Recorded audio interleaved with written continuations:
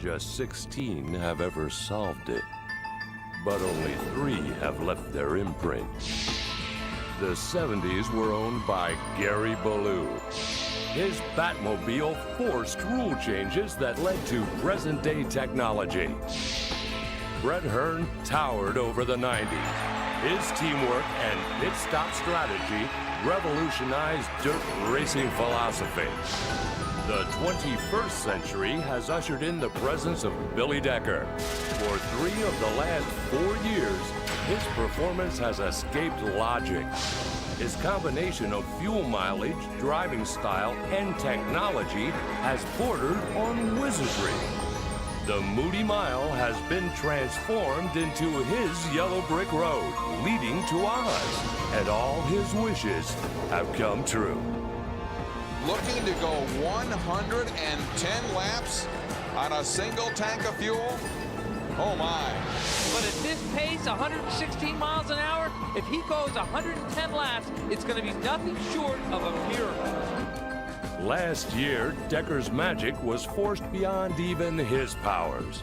A serious late race crash turned a yellow into a red flag, much to the fans' displeasure. The suspense was agonizing. Could Decker hold on? We've gone to 200 right now, so anything after this is a bonus. We're gonna get 2 more out of it. The Franklin Flyer came through, literally showing he had more in the tank. I don't know how he gets the mileage he gets, and I don't know how much fuel his car holds, and I don't know how he gets all the fuel in the car. I don't know where he hides it. Obviously, they pull the cell out of the car after the race and measure it and check it. Until somebody else beats him, he ain't gonna change nothing. And, you know, hey, take your hats off to them guys. Today, will Billy Decker once again bewitch the Moody Mile? Or will another break the spell? It's the Eckert 200, and it's next on Rush Hour.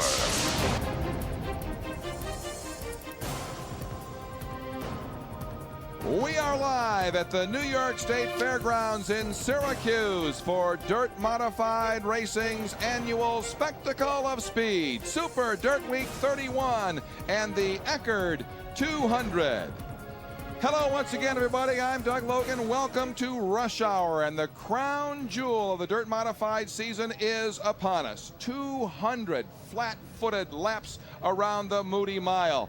This is the day, one day every year, that a dirt modified driver has an opportunity to become a dirt modified legend. Joining me is Dirt Motorsports racing analyst Shane Andrews. And Shane, this is the world's richest race on dirt. Oh, it absolutely is, Doug. This is what everybody works for all season long. All the drivers, all the crews, they are looking for this one day of the year. This is the biggest event that dirt has to offer, and it's going to be a great day. The biggest riches, the biggest laurels. Somebody is going to etch their name on the history books. And today has been an exceptional day here at the New York State Fairgrounds because rain has intervened. We have been delayed for almost 5 hours. How will that change race strategy?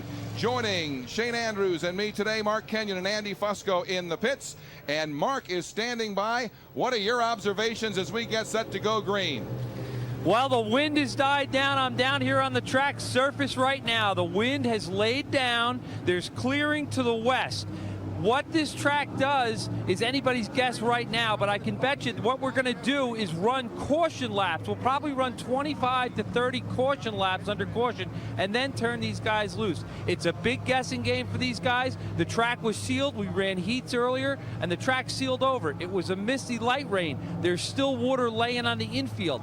The second problem these drivers face are going to be in the turns. It's going to be slick, and the water laying in the infield, guys will get their left front tires down in there and splash it up in the groove, and the next guy coming through is going to be going for a sleigh ride. It's anybody guess here today. This is tricky, tricky conditions, but these are the very best drivers, very best crews in dirt racing that there is, and I'm sure we're going to see a great show.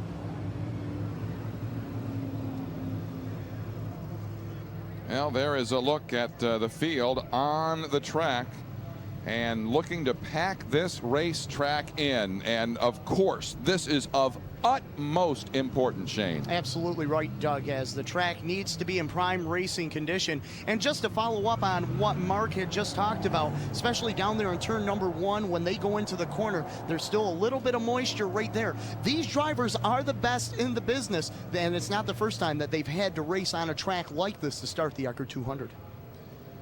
I do wonder how this changes strategy for this 200-lap race. After all, this racetrack was so fast during race qualifications. It sure was. Now we're going to see a slower track. This is a green racetrack in essence, with all the moisture that we have had put on it. There's no rubber left on. All the rubber has been taken off.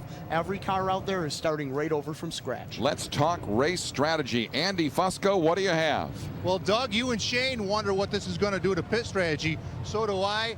10,000 people in the grandstand and 50 race teams here in the pits. It depends on how many laps they count under caution. If they count a lot, Scott Jeffrey, the crew chief of Billy Decker's number 91, what does that do to your pit strategy? Well, we have to wait and see when they're actually going to give us the green flag under caution and start counting laps here. But other than that, I mean, it's going to be playing into the same strategy as we normally do. We have to wait and see what tire wear is going to be once the track straightens out a little bit. And after that, we'll just have to plan from there. Basically, it's going to be by the seat of the pants today. Now, you guys have managed to get about 110 miles per stop the last couple of years, which means you may only have one pit stop today. How do you check tires and refuel to the end? Well, if we end up doing one pit stop, we'll go and see how the car is handling. If it's okay, we'll try getting we're going to change tires anyways, just to be safe. So we'll have to just go plan around that, basically. And that tells you all you need to know, guys. This team has won this race 3 out of the last 4 years, and they're playing it by ear.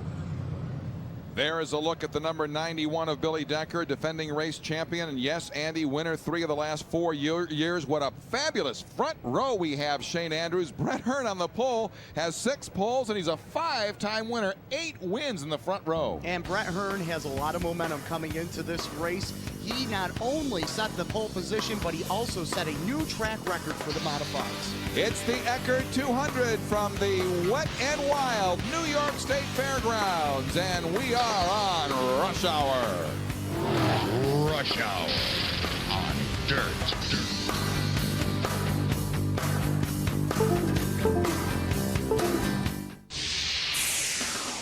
Rush Hour on Dirt is brought to you in part by Eckert. Get more. Budweiser, the official beer of Dirt Motorsport. And by Hoosier Performance Tires. Tires designed for champions.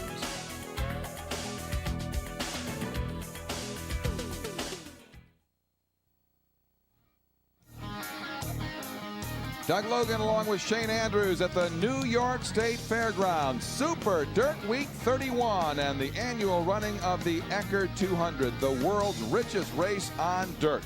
What you're seeing right now is the field going along pit road, looking to get this surface raceable. And I mean raceable not only on the track, but also along the pits. Well, they want to make sure everything is A-okay in the pits. You've got crews that are going to be down there. It's the most chaotic moment in all of motorsports when they go in for a pit stop. Just want to make sure everything is A-okay. And of course, not only the championship of this race on the line here, but also the Advanced Auto Parts Super Dirt Series on the line. Let's take a look at the standings and bring you up to date, give you some sort of perspective. Alan Johnson leads Brett Hearn by 116 points. Tim McCready is third. And as we talk about the top 3, Alan Johnson, Brett Hearn, and Tim McCready, what does this mean, this race mean in the points chase? This is the biggest race for them. This could really set the tone for the final 2 races of the Advanced Auto Parts Modified Super Dirt Series. If Brett Hearn can cut into that edge on Alan Johnson, it'll be a big morale booster for that team. Brett, of course, with a big advantage in the starting grid over Alan Johnson. Tim McCready back a bit.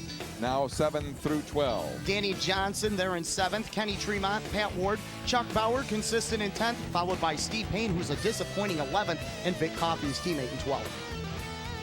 Well, it's been an incredible year. One of the great stories in modified racing is that of Alan Johnson in 2002. A resurgence, if you will, of AJ Slideways. Really, Alan has been a top contender for a number of years, but this has been a breakthrough season for Alan Johnson and that Elaine James Motorsports teams. He's a 2-time winner of the Eckert 200. You've got to consider him a favorite coming into this race, but he's going to have his work coming forward for him. You won't see this very often along pit road. You got the entire field now stopped. The cars were on the track helping to pack it in. Now there's an opportunity for the cars and the crews and the drivers to catch their collective breath along their own pit assignments. Clean off these cars for television. Thank you very much. Put any more fuel that needs to be put in. Let's go down to the record holder and the pole sitter and a 5-time winner of this event. Brett Hearn is standing by with Mark Kenyon. I'm down here with Brett Hearn, track record holder, world's fastest human on dirt. Brett, what does this do to your strategy and your mind at this point? What's going through your head with this long delay? Well, you know, it's kind of a shame. You know, you go through this whole week, and it's such a beautiful week, and then all of a sudden the race day comes and everything goes to heck. But I think that the groove is going to come in pretty quick, but there's going to be some treacherous spots, and I wouldn't want to get offline too far, especially on the outside. What do you think about the track, how long it's going to take for it to come into your 29-second range? You think we'll see 29 seconds today? No, I doubt that we'll even see 30s. I'd be real surprised if we saw 30s by the end, but I think everyone's got to be real careful here in the beginning, and I'll tell you what, I'm glad that I'm starting on the front row. What about the fuel mileage battle? Billy Decker's been cleaning your clock 3 out of the 4 last years. He's won the race. Can you battle with him in fuel mileage today? Well, the biggest thing is we really don't know what we have. You know, it's real hard to get a fuel mileage check on a short run, and I really don't know what we have. We've never run this engine combination before. It's a brand new Kevin Enders engine. We just don't really know exactly what we have until we make our first pit stop. His place is set. He's due to be in the Hall of Fame when he retires, whenever that may be. But right now, Brett Hearn is set to go out and win the Eckert 200. And Shane, if you notice the first response for Brett Hearn, he said, I wouldn't want to be on the outside. Is he sending a message to Billy Decker to let him have the first corner? I think so. He wants to get into that corner first, and the inside lane is going to be the preferred lane for the first few laps before everybody gets comfortable in a groove. And there is the number 91 of the great 3-time winner over the last 4 years, Billy Decker. And, you know, this car, it's an interesting story with this car because he'll break it out for Super Dirt Week. Otherwise, it's in mothballs. That's right. He usually runs a PMC chassis that him and Pete Chukta and Scott Jeffries have combined to put together that they use on the short tracks. But when it comes to the mile here at Syracuse, they bring out their faithful Olsen chassis. And as you said, 3 out of the last 4. They love this car, and they feel comfortable in it, which is a big thing that you need here at the mile. With passing at a premium normally here at the Moody Mile. Track conditions as they are. How important is it for Billy Decker to get that nose in front? It's going to be very important. If he can win the race to turn number 1 and get out in front and get to that low groove and be consistent and be smooth, it's going to be tough to get by him. Let's go down to Andy Fusco in the pits. Andy? 10 years ago tonight, under nearly identical conditions, Toby Tobias Jr. shocked the modified world with a race to win in a rain-shortened Eckert 200 here in Syracuse. Toby, can you do it again? We're sure going to try. You know, we've got a good team here with the Howell Trucking team, and like I said, it's pretty ironic. You know, it's 10 years to the day, identical conditions. You know, if it was only that easy, you know, everybody'd be winning. You know, but we got to deal with a little better track conditions here right now. Hope they get work done a little bit good. You know, I think here at night you're going to see you know, what it'd be like a Winston, you know, for the modified. You're going to see a hell of a shootout here for a short distance once we get going. Yesterday, you lost a real heartbreaker here at Syracuse. Can you put that behind you? Did you get a good night's sleep? Is that gone? And can you get on with the job at hand today? Yeah, it sure is. You know, that's why we try to put our finger on what the problem was yesterday. And, you know, it was, like I said, we had problems with the car, but it was a mistake of myself, you know, and we realized that. So today we just got the confidence from the guy that I can get the job done. And like I said, the track is, I think, in my favor. So, you know, between myself, JJ, and Pouch, and Dale Blaney, I think we can get the groove widened up. And, hey, I think the fans will see an excellent show. Indeed, the track is in his favor. No one loves the slop at Syracuse more than Richie Tobias. Isn't that something? And you can tell he's ready to accept that dare. He sure is. And if you notice, he mentioned J.J. Yaley, he mentioned Billy Pouch, and he mentioned Dale Blaney. All these guys have sprint car experience here at the mile. They're not afraid to get it on the high side of the speedway and let it hang out a little bit more to get to the front. Better them than me. It's the Eckert 200, part of Super Dirt Week 31 at the New York State Fairgrounds, and we are on Rush Hour. Rush Hour on Dirt.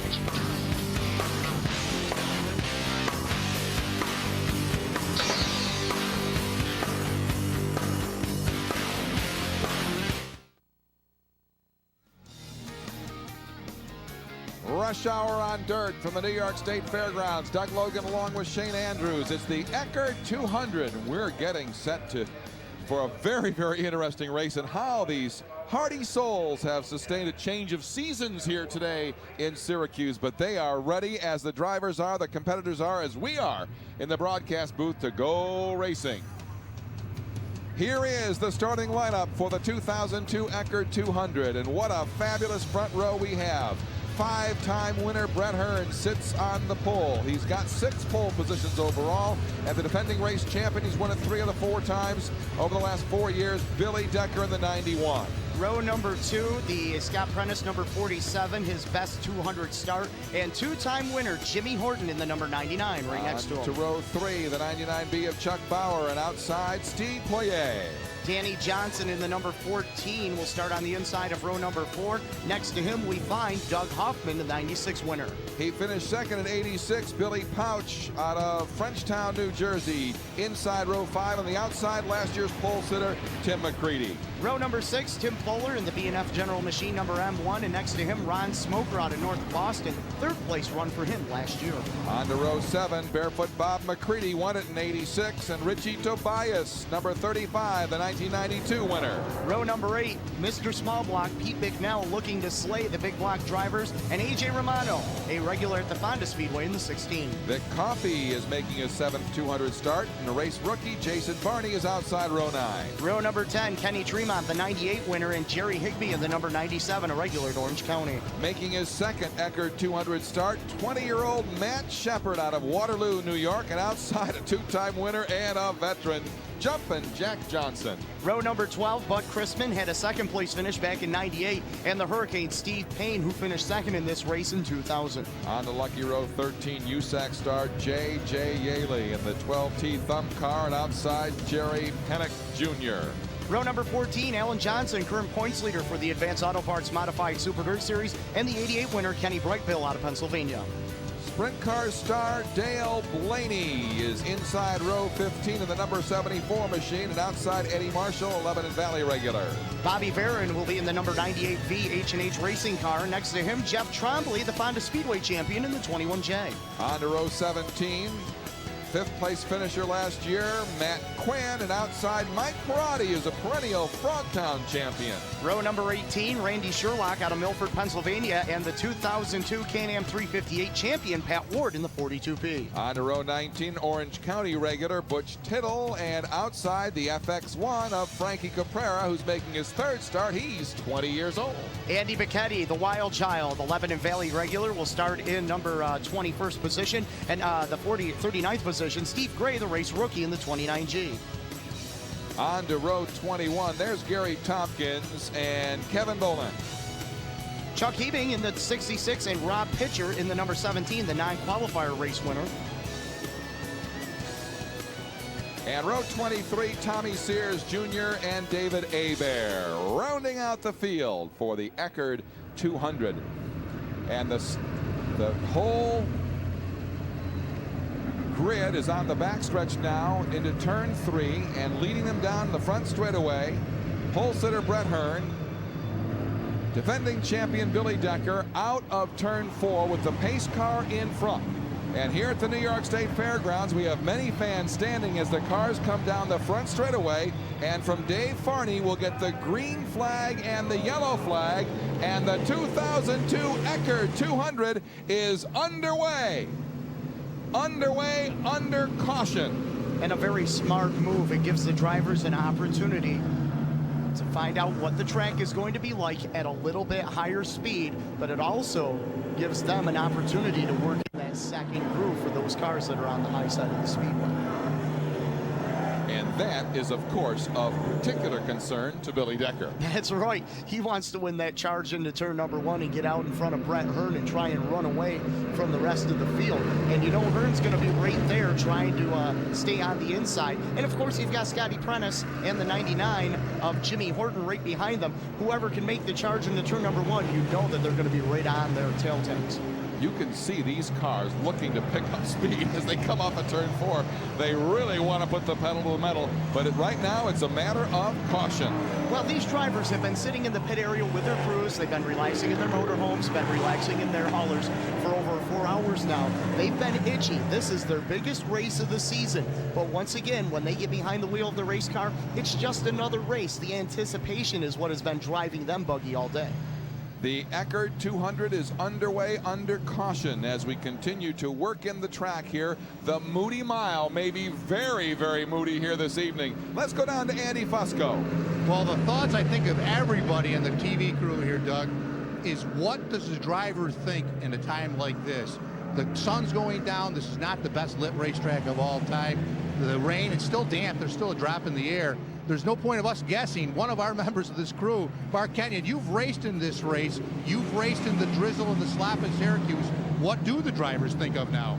I'll tell you, I don't know what the veteran drivers think because I never termed myself a veteran driver, but I raced here one time. But I'll tell you what, this is the biggest race. It's a lot of pressure. These guys have put in weeks, months and months of preparation all for this big race, and it's not really what they expected to be racing at night, to be racing on conditions where the track is going to be very, very slip and very tricky. I'm not worried about the super dirt trail guys. I'm a little more concerned about some of the guys that don't have a lot of time on this speedway, the non-veteran, the rookie type of guys. Those are the guys that right now are nervous because they know when the green drops that they're gonna have to race on this regardless, and it's gonna be slippery and it's gonna be treacherous. But you know what? It is what it is, and these guys are professional race car drivers, and that's what they do. Well, those are words of wisdom from someone who made the most of his rookie orientation to the Moody Mile. That's right. Mark Kenyon was the 1990 Eckert 200 rookie of the race. So when he talks about the conditions out on the track, talks about what the cars are doing or what the drivers can expect to do, he's a wealth of knowledge. We are 3 laps into the Eckert 200 here at the New York State Fairgrounds as we continue to work the track in under yellow. But we'll be going green shortly. Stay with us on Rush Hour. Rush Hour on Dirt.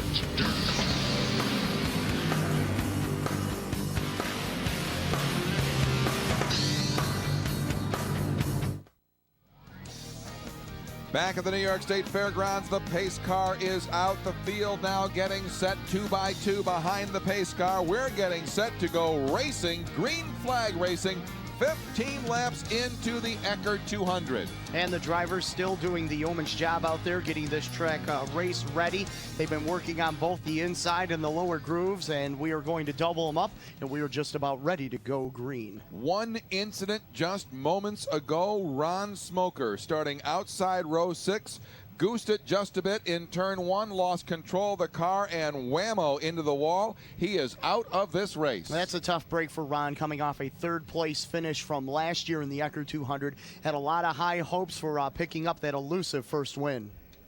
Here's a replay of Ron Smoker, and look, ouch, into the turn 2 wall. Now the field is coming out of turn 4. The lights are off on the pace car, and let's see if the pace car pulls in. It looks like they're going to go one more lap. Pace car is in, and the cars come down single file. The green flag is displayed by Dave Farney, and the green flag is out, and the race is on.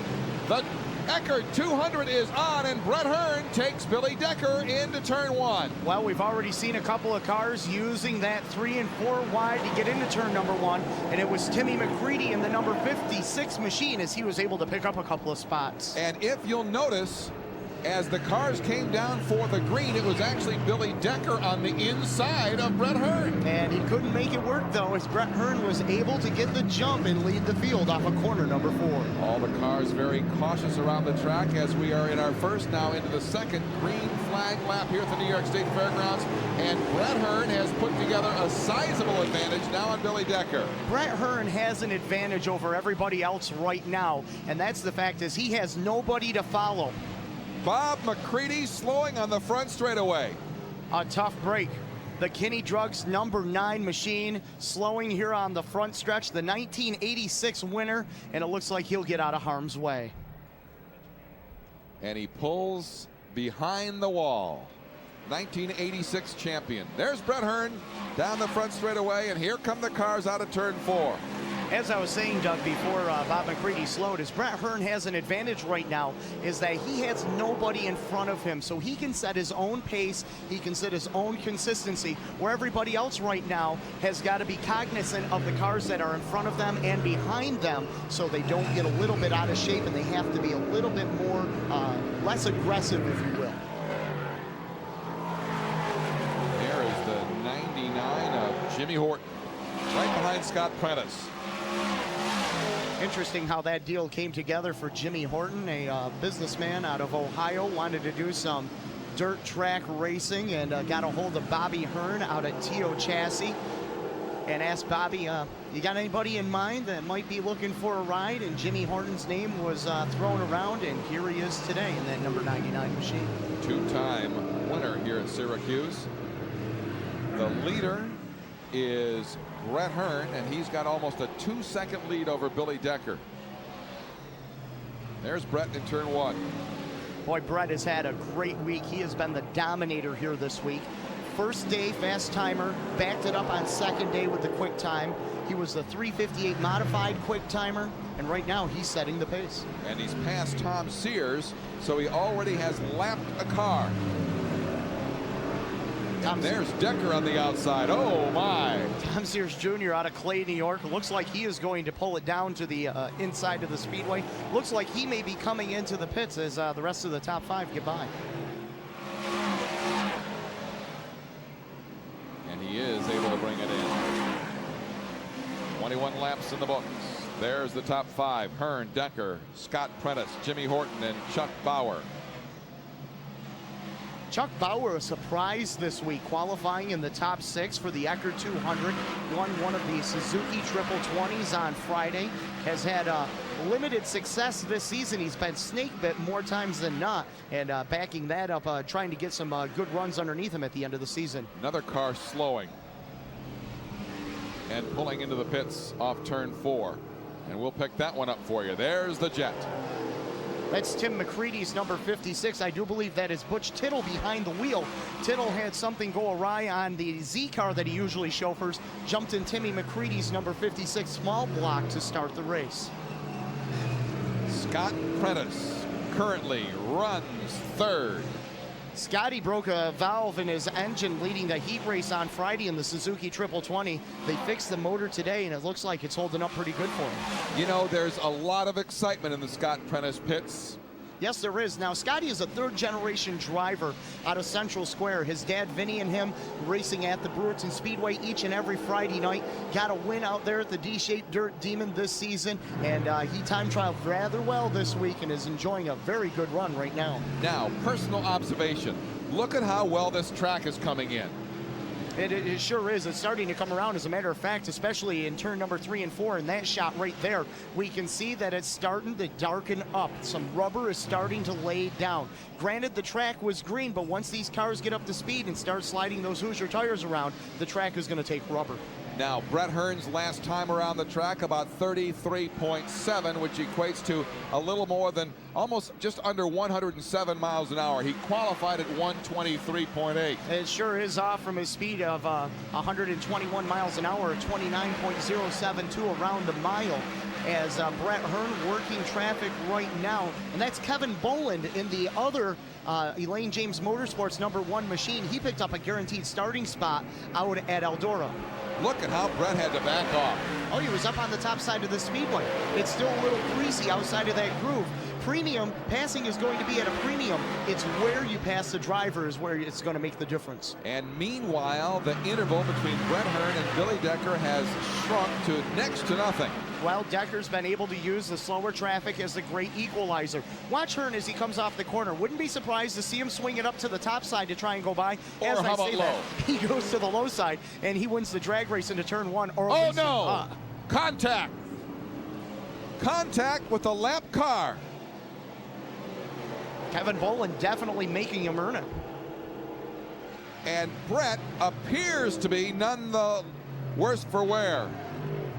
Top side still a little bit greasy as they get out of that racing groove. It's where the black ends and the brown begins, where there's moisture on the Speedway.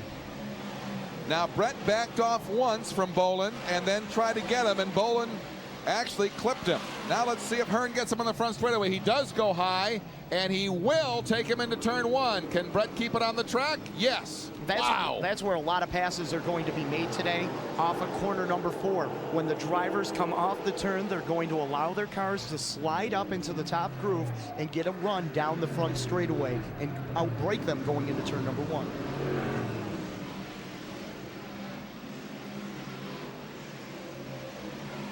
Kevin Kovac tells us Bolin's last start here was in '92, and that was his only start here.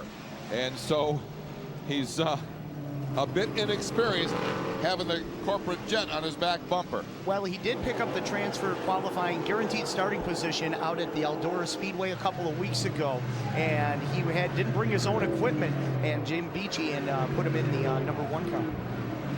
I'll tell you, for starting in the front row, Brett Hearn has had his hands full already, hasn't he? Oh, he sure has. It doesn't take long to get into traffic here at Syracuse, especially when you are starting 44 cars on the grid. So it doesn't take long, especially when you have a superior car as Brett has had this week. That debris you saw flying through the air a few moments ago, tear-offs from the visors of these drivers. Well, you're going to see a lot of these tear-offs, especially early in this race, because the track was slick, there was still moisture, and they followed each other around, and as the tire spray came up, it goes into the cockpit, and they have to keep their vision, so they tear off a slab of, tear off as they call it, and they keep their vision. Well, you see that we're nearing 30 laps in. And I would say these drivers have done, for the most part, a masterful job. They sure have. And you know, there's a lot of experience in this field for a lot of drivers, and they're a strong field. A wealth of racing experience, such as Winston Cup, Busch Grand National, ARCA, Sprint cars, USAC Silver Crown cars. Probably the most talented field that we've ever seen here at the Speedway. Hearn, Decker, Prentice, Horton, and Bauer, that's exactly the way they started the top 5.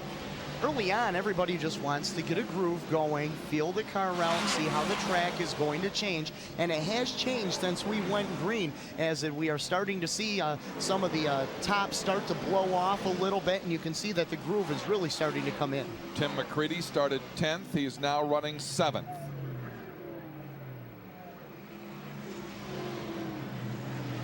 And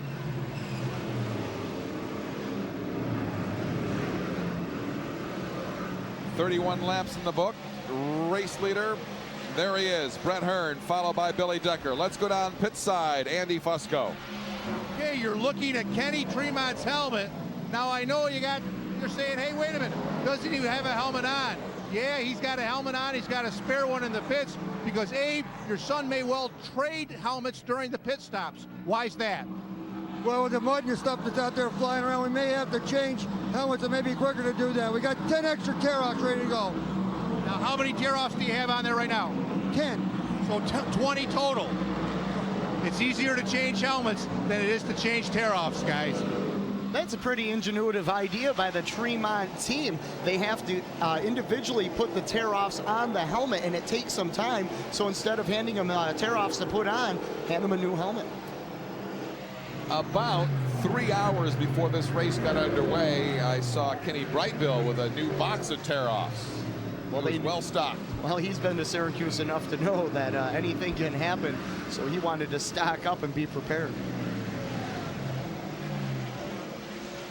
We're racing under the lights here at the New York State Fairgrounds. The Eckert 200 is underway.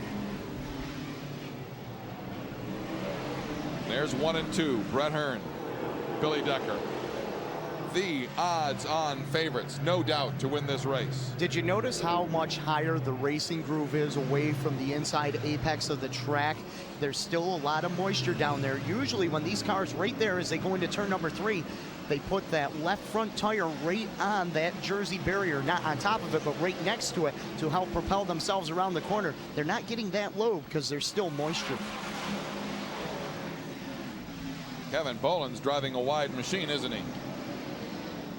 Jimmy Horton tries to get inside Scott Prentice, can't get it done. Well, he's driving a wide machine, and he's also holding up the guys behind him. Precisely. That's right.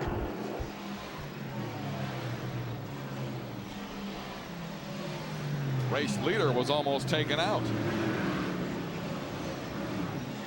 And there is the race leader. Heading outside, way outside, coming down the front straightaway. Rob Pitcher, the 17, just going down a lap. Look at Billy Decker close right in on Brett Hearn, especially in slower traffic. Let's see if Decker's able to mount a charge.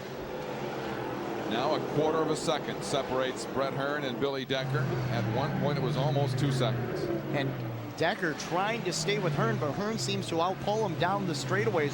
A little more horsepower early on, but the great equalizer, heavy traffic in front of Brett Hearn.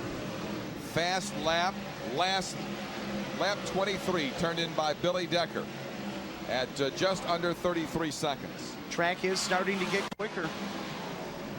Horton inside Prentice. Picks up a spot. Nice move going into turn number 1. Was able to get down and outbrake him going into the corner.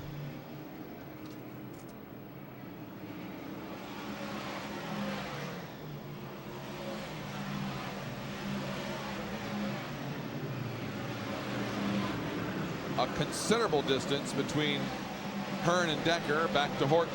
And there's a lap car in between. At least one. Horton tries to go inside Bolin, can't do it.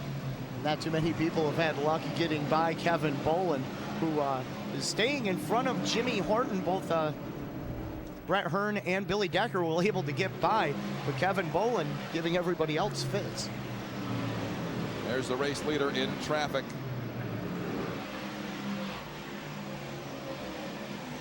His last Eckert 200 win came in 1995. Just one lead lap finish in the last 6 starts. He finished 3rd in 97. Last year he was 46th after bouncing off Steve Payne and into the 3rd turn wall. And this is a deal that was put together by Jody Gable, a successful businessman out of Cobleskill, New York. Brett Hearn and Jody Gable teamed up and won the Lebanon Valley Speedway Track Championship. They decided to put their efforts together for Syracuse, and out of the box, this team has been phenomenal. It took a while to get going at speed, at green flag speed, but we're there at the New York State Fairgrounds, and the fans are loving it. 40 laps in, the leader is Brett Hearn. We are on rush hour.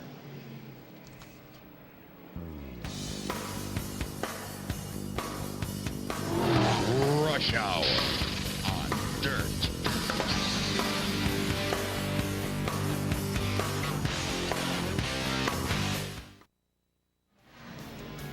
We are racing at the New York State Fairgrounds in Syracuse. It's Super Dirt Week 31, and this is the Eckert 200. Race leader, the number 3 of Brett Hearn, and right behind him in second, he has won this race 3 of the last 4 years, Billy Decker. Billy Decker trying to use slower traffic.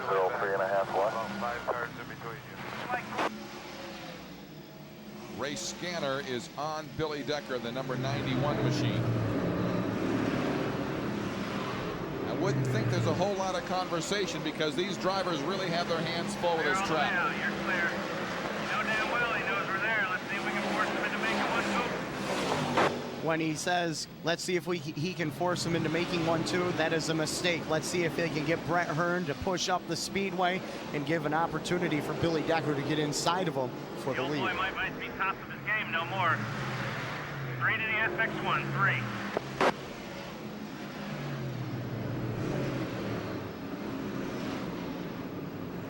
Hearn leads. Decker right behind. Boy, Decker got off the corner that time real well. Let's go down to Mark Kenyon. Mark? Earlier in the week, they had the Budweiser pit stop competition, and Brett Hearn's crew lost out to Billy Decker's crew. Decker's crew won that competition. Well, it may come down to separating these two cars. The pit stop may do it. And I can tell you right now, the Bud guys are going to be on their game, and the Decker guys are going to be on their game. These are two heavyweights slugging it out here in the mile, and now the crew's going to get involved. It's like a gang war. They're behind you. You are clear. Behind you. Outside, outside. There is clear. Decker way low on the front straightaway as he heads into turn 1. In that pit crew competition, Billy Decker's team All they had to do was change a right rear tire, get the car up, let it down, and go.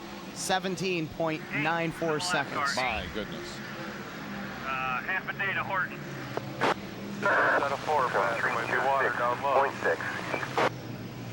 Half a day to Horton means about 3 seconds. Sure does. Boy, Frankie Caprara bobbled coming out of 4. Frankie Caprara, the FX1 out of Watertown, New York.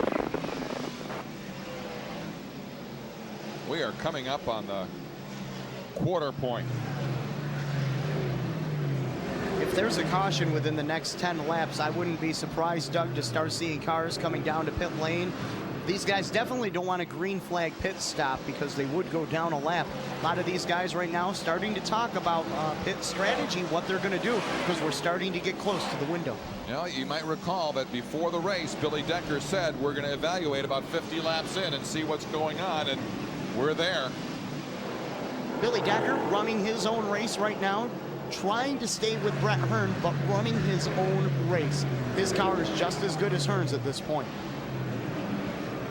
The fastest lap of the race thus far has been turned in by Steve Payne at 111.5 miles an hour. Jimmy Horton has the second fastest.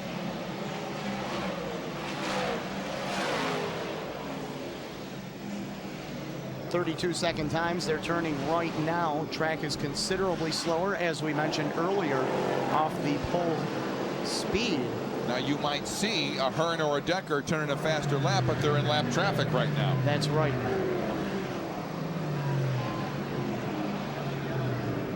And we do have a yellow on the racetrack.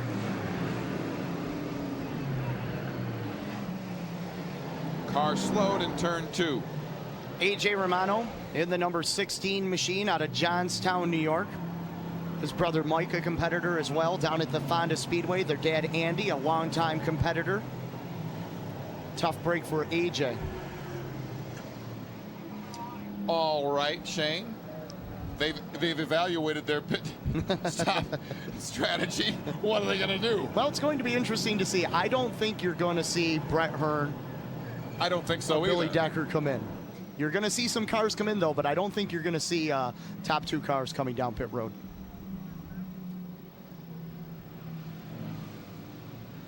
There's Dave Farney,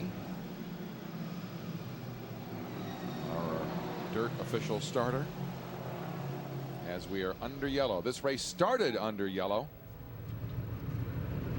and it's been green since.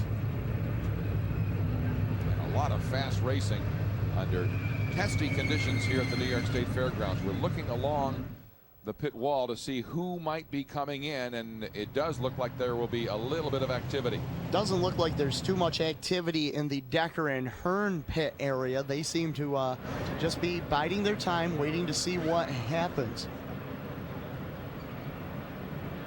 Caution flag out with 52. You likely wouldn't see a tire change from one of the leaders, so you look to see if anybody's manning a gas can, and no one is in the leaders' pits. Let's go down to Andy Fusco. Andy? Well,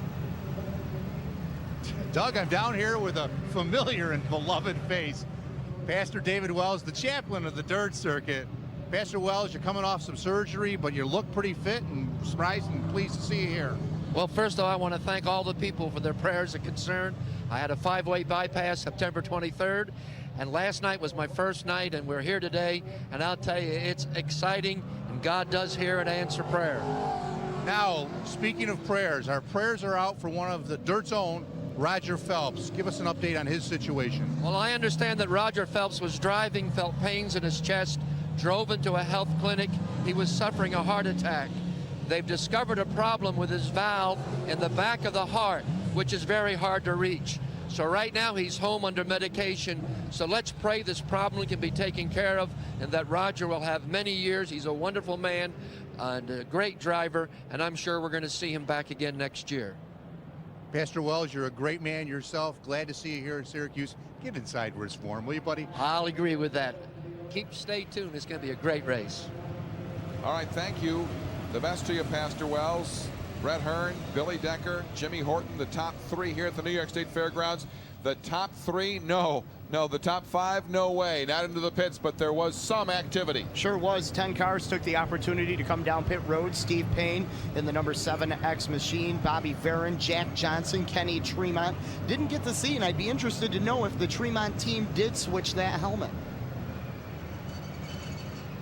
Andy Pichetti, Pat Ward, Jeff Trombley, Dale Blaney also taking the opportunity to come down pit lane. Just to top off the tank. Top off the tank, take a look at the right rear tire, see how tire wear is on the cars. But not change. Not yet.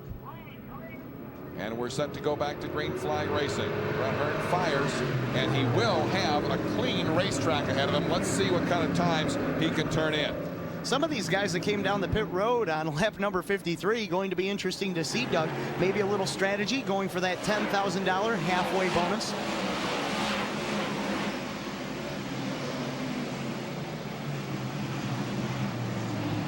As we get closer to that point, we'll talk about it, but no one has ever won that bonus and went on to win the race. That's right. Dave Blaney was the closest. He won the bonus, but came up short, finished second. He thrilled us, didn't he? Yes, he did. And his brother Dale, no slouch behind the wheel either. Nope.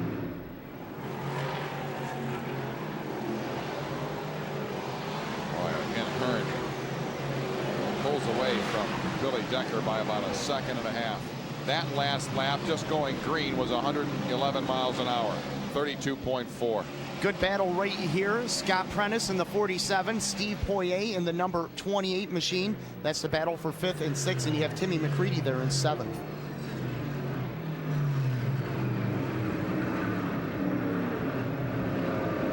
And Bauer got by Prentice, so it's Hearn, Decker, Horton, Bauer, and Prentice, the top 5.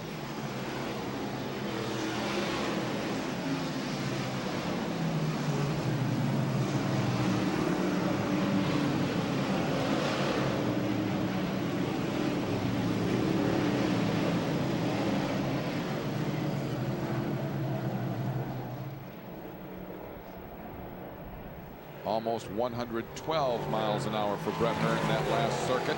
There's Jimmy Horton in the 99.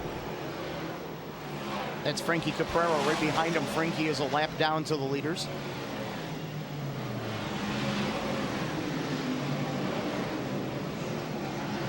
You know, Horton's a 2-time winner. His deal kind of came together late, as we spoke to earlier. But you know, he's just a guy that is so ready to step into any situation and go fast. Well, Jimmy Horton is the consummate professional. He's raced in Winston Cup. He's raced in ARCA. Had an incredible streak in the ARCA series. I believe 5 wins in a row. He knows his way around the big tracks. He knows his way around the mile. A 2-time winner. And to come to Syracuse with a new team, no surprise to see him running up front because of his experience. Prentice, Poirier, and McCready, as the speeds continue to climb. Man, a little bit out of whack there. Looks like somebody had a little smoke coming off their car. Timmy? Looks like it's Scotty Prentice in the 47. Now remember, they just got that motor back today in the Benwood Auto Parts machine. Let's go down to Andy Fusco. Thanks, Doug. I'm down here in Kenny Tremont's pit. Talking about the last pit stops, for Steve Payne, it was just gas and go. But here, Kenny Tremont did change the right rear. I just looked at it in the truck. Not much wear at all. It is slightly cupped, but it is hot, about 210 degrees. Doesn't look like tire wear will be that much of a problem, given the fact the temperature's going down. You wouldn't think it would be, would you? Not yet, no, not at all. The temperature, the humidity level was very high here at the racetrack. And as Mark Kenyon always alluded to, the higher the humidity, the less tire wear you would have. There's a look at the 115 of Kenny Tremont.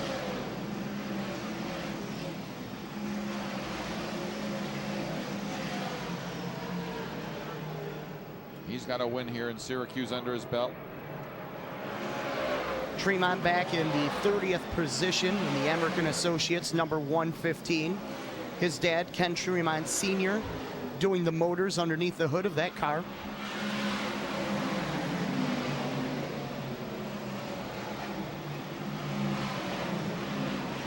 leader continues to be Brett Hearn by about a second and a half over Billy Decker. Jimmy Horton is second. Bauer is third. Bauer fourth. Prentice fifth. Honeoye sixth. McCready seventh. Tim McCready. And Doug Hoffman, Danny Johnson, and Billy Pouch rounding out the top 10 as we're 63 laps in. And look at this battle. Scotty Prentice has his hands full right now as he sits in position number 5, as he's got Steve Honeoye, Tim McCready, Doug Hoffman right there in the Dieter Schmidt-owned number 5 machine. Let's go down to the pits. Mark Kenyon standing by. I feel like the weatherman down here. The wind just shifted to the west, and there's a little clearing to the west, but directly above us, it's a black cloud. And I think that black cloud is keeping a lot of cars on the speedway right now because they're not sure if it's going to rain or not. And there's only 3 things important right now in the race. That's track position, and track position. I'm not sure why you'd pit now anyway. Right.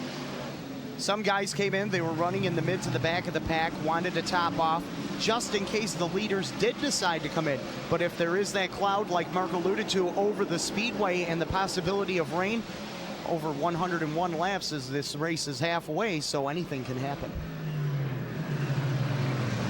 Tim McCready started 10th. He's running 7th and hanging in there. Honeoye is getting to like this Mooney Mile. He recorded his best Syracuse finish ever, the best ever by a French-Canadian driver. Labor Day finished 5th. And last year in the 358 modified race, he was the rookie of the year. So he's really taken a liking to the Syracuse Mile. A lot of drivers don't like to say that, but Steve Honeoye seems to feel comfortable here at the track. The leader is the corporate jet, Brett Hearn out of Sussex, New Jersey. 5-time winner looking for win number 6 here at the Mooney Mile. This is Rush Hour and the Eckert 200. Rush Hour on Dirt.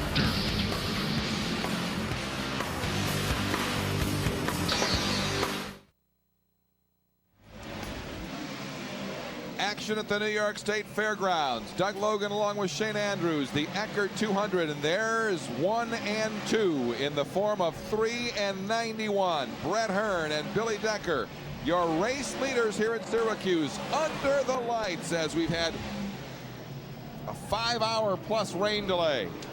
One of the drivers, Toby Tobias, referred to about possibly being able to use a second groove here on the mile is in the number 74. That is Dale Blaney out of Ohio, former sprint car driver.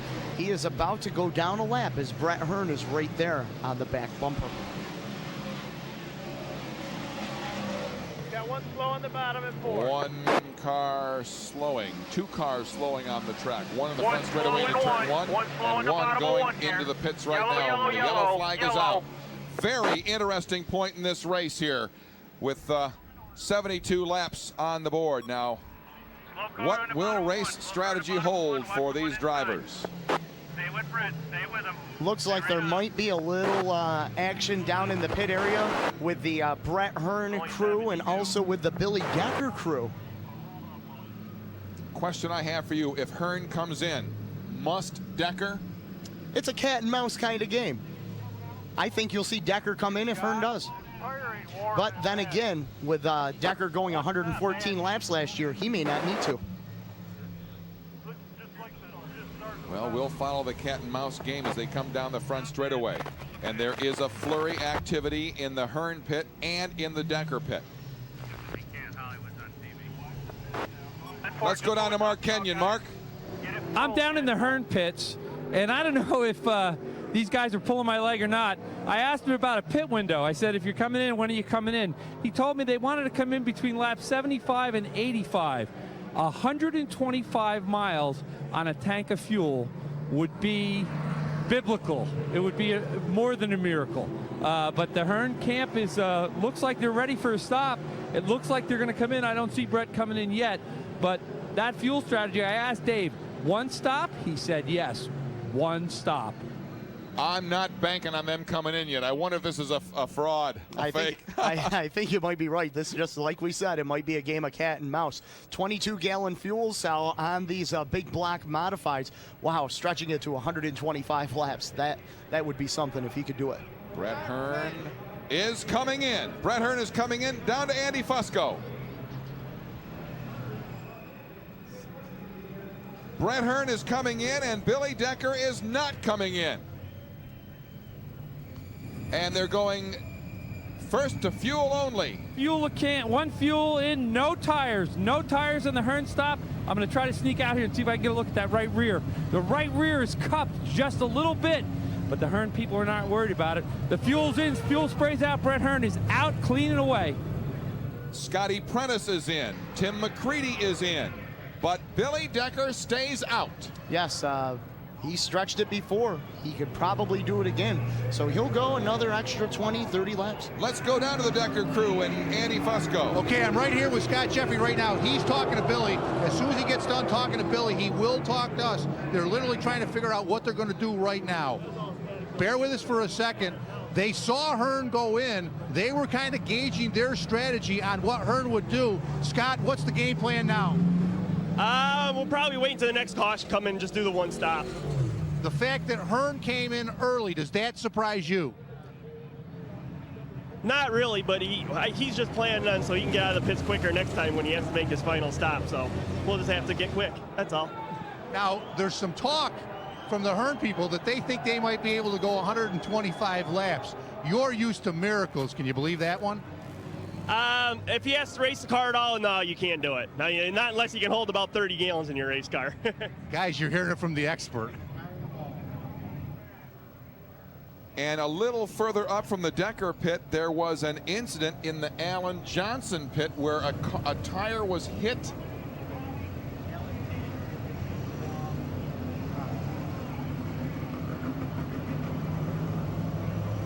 We'll see if we get anything more there. And look at this, there's a tire off. Is that Steve Payne? Steve Payne has lost a left rear tire. Unbelievable. Let's see if we can get Andy Fusco up to the Alan Johnson pit to see what happened there. Meanwhile, Steve Payne is minus a left rear. Wow, what drama here in the last couple of minutes.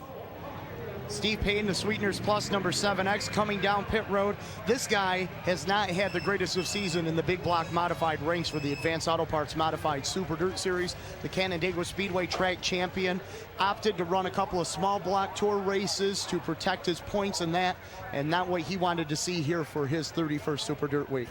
Down to Andy Fusco. Okay, I'm down here in the Steve Payne pit right now. He lost the left rear, and the crew is terribly upset. It's hard to tell exactly what happened. There was an incident on the racetrack, or in the pit lane, I should say, involving Alan Johnson. It was hard to see from our vantage point whether that had anything to do with this situation. I'm going to try to get a word with Steve. Steve, exactly what happened?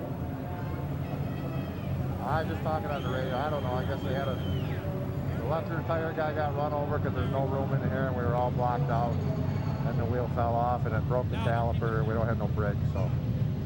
Steve Payne's done for the day right now, no brakes, and if there's a guy that has bad luck at Syracuse, it sure is Steve Payne. His time to win this race is long, long overdue, but it won't happen tonight. Andy, see if you can get down to the Alan Johnson pit and see exactly what happened from their perspective.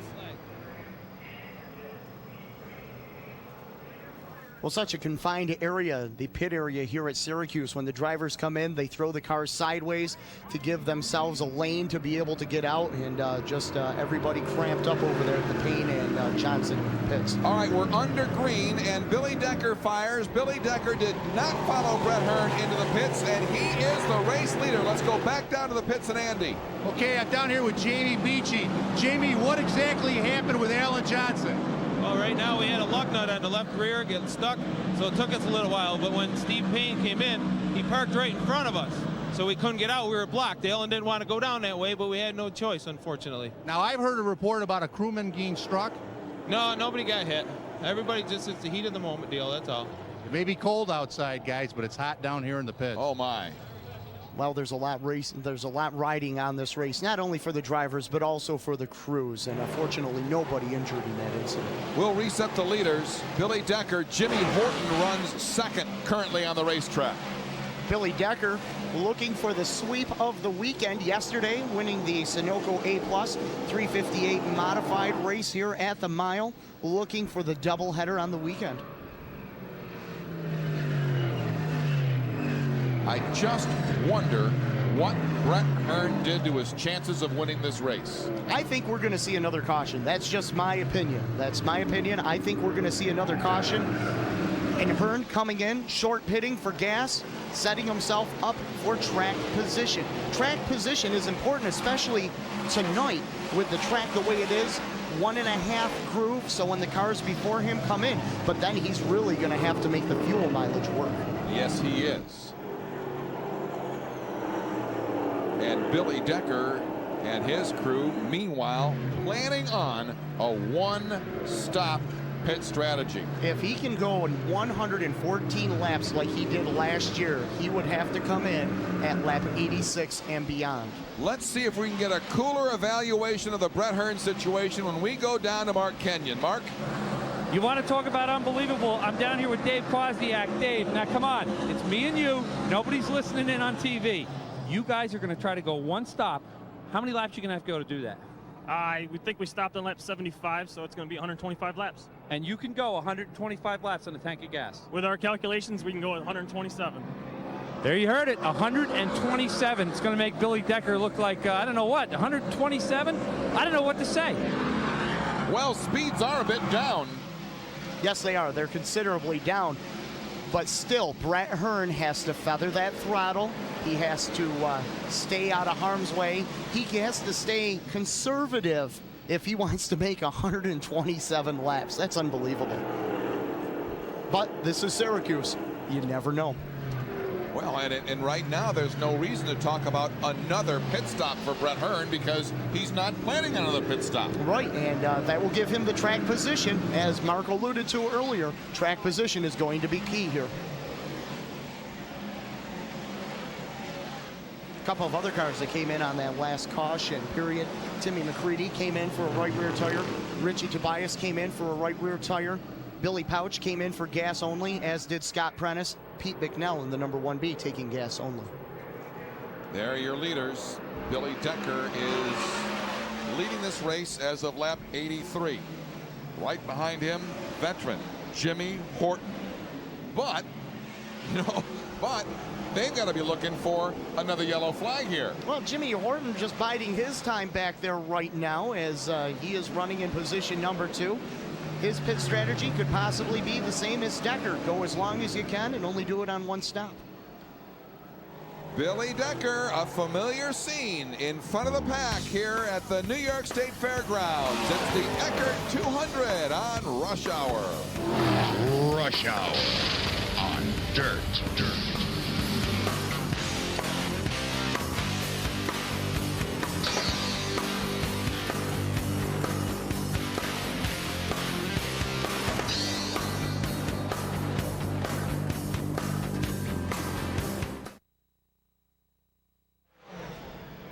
At the New York State Fairgrounds, there is your race leader, the number 91 of Billy Decker, who has just turned in the fastest lap thus far in this race. Carnes of the wall, Kevin Boland in the Elaine James Motorsports number 1 machine, hitting the wall. This is the caution. There you go. You're all right. You're good. Now we'll see what strategy. As soon as they open, get in here. Let's keep her down close to pit wall. Let's not try sliding it all because it's going to be damn slippery here. I take it that's the Billy Decker crew. That is Scott Jeffries. They want you to slow down, Billy. They want you to slow down. They want to collect the field, and then they're going to open it. You are not open yet. Pits are still closed. Just wait. Meanwhile, up here, we're looking at the Brett Hearn pit as well, and there is no activity there. The cars that are behind Horton are lap cars. You should be fine as far as pit spots. Talk to Scott about the car. It's currently closed. They'll come around one more time, at least. They're working on the Boland car in turn 2. Last year, Decker, as we alluded to, 114 laps. Lap number 90 is in the books. It's 110 laps that he can try and make. All right, Andy Fusco, you're in the Billy Decker pit. Okay, they're going to bring Billy in right now, Doug. It looks like they're going to change one tire. More importantly, fill it up with fuel. I can guarantee you one thing, this will be Billy Decker's only pit stop of the race, barring misfortune. Now, what the officials tell us they're going to do, they're going to get the field collected behind the pace car before they open up pit lane. Right now, pit lane is closed. Billy Decker will be coming in next time by. Come on down for me for a report in about a half a minute. Oh yeah, we'll be there, Andy. There's no question about that. This is about the exact time that Billy Decker pitted last year, and as the race went extra laps, he goes 113 laps on a tank of fuel. But the master of fuel conservation may be outmastered by Brett Hearn if that strategy pays off. Let's go back down to the Billy Decker pit. Decker brings the 91 in. He slides past his pit, but he's pitted in a particular spot in the track where he can get a lot of room. They're changing the left rear. It is going to be a 2-tire stop, not a 1-tire stop. The left rear is off. The new tire is on. The right rear is off. Now they're mounting the right rear. The car's been fueled up with gasoline, and they've made a terrible mistake. The fuel can is stuck on the Decker number 91. They're going to have to bring the car back in the pits. The gas can has stuck on Billy Decker's number 91 for the first. Now, it fell off before he came onto the track. Jimmy Horton is out on the track now, and we'll pick up exactly what the ruling is with Billy Decker. Unbelievable. Gas can got stuck. Thing's gonna run out of fuel. The interesting thing is, did they get all the gas into the car? So it's a two-pronged problem right now. And how much damage did it do to the fuel spout?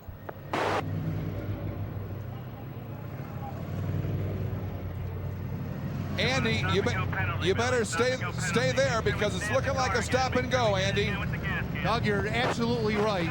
Down here in the Decker pit, the dirt officials have just come over and told Billy Decker they're going to bring him in for a stop and go for having the fuel can not removed from the car when he went back out to the racetrack.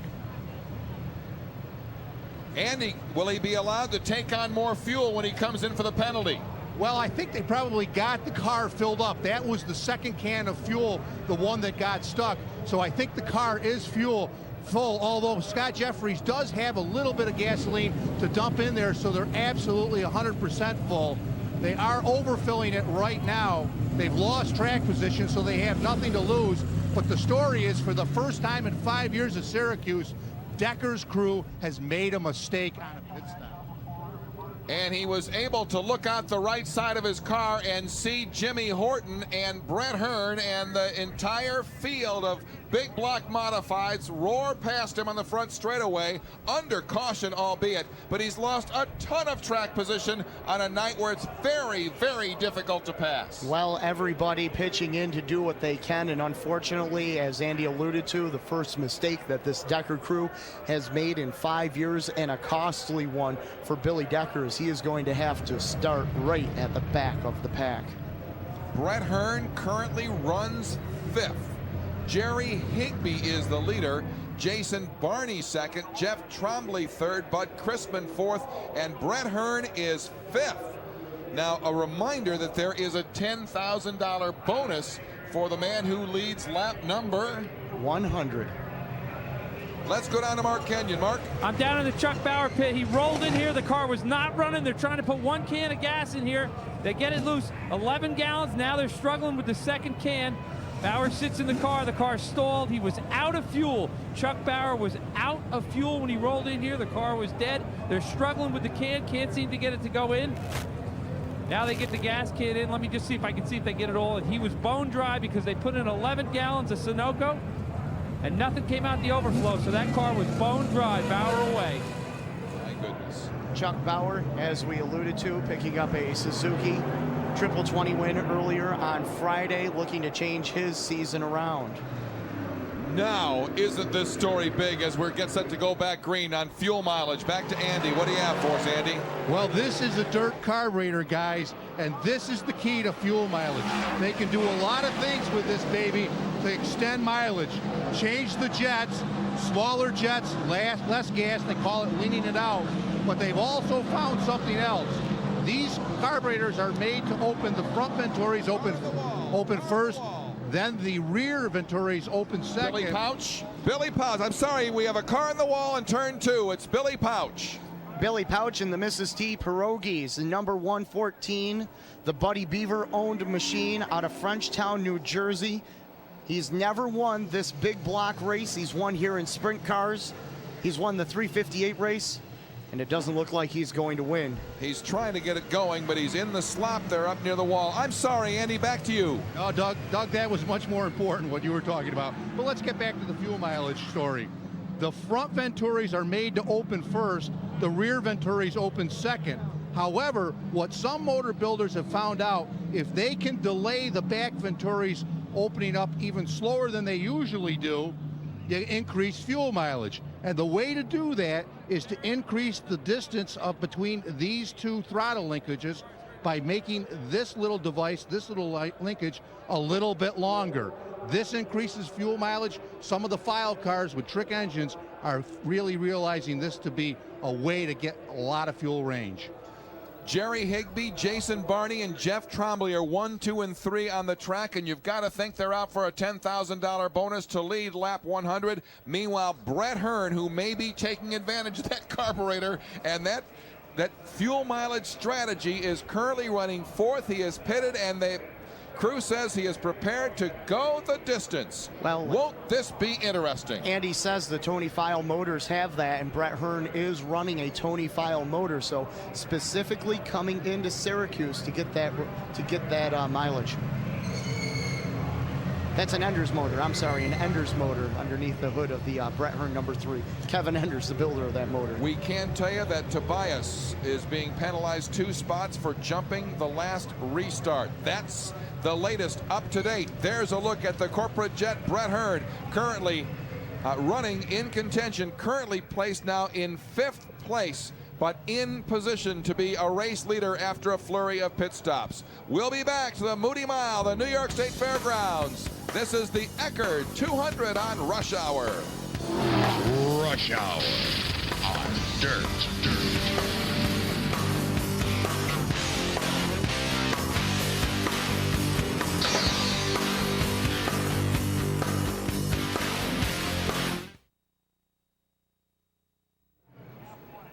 At the New York State Fairgrounds, back under green, and your race leader is the 97 of Jerry Higbee, with Jason Barney second, followed by Jeff Trombley and Bud Christmann.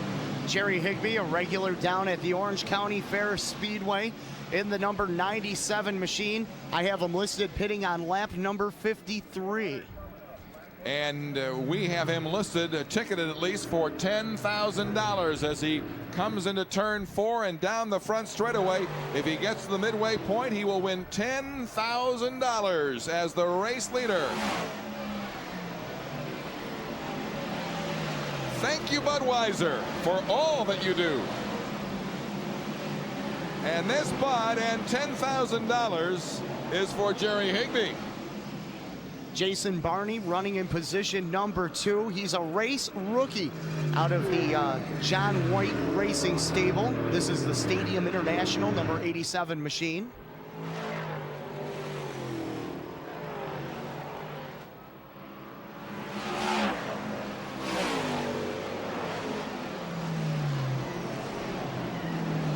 Well, let's go down to Andy Fusco and see how the Higbee crew is feeling about this.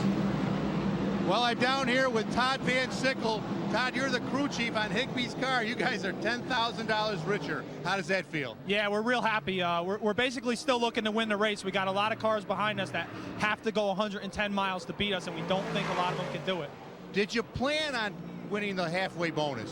No, we didn't. We just, with the track being one lane the way it is, it's really hard to get a yellow out there, so we didn't want to get caught out there having to make a green flag stop with fuel, which has never really happened here, but we thought it could today. So we wanted to get fuel early, and that was our plan.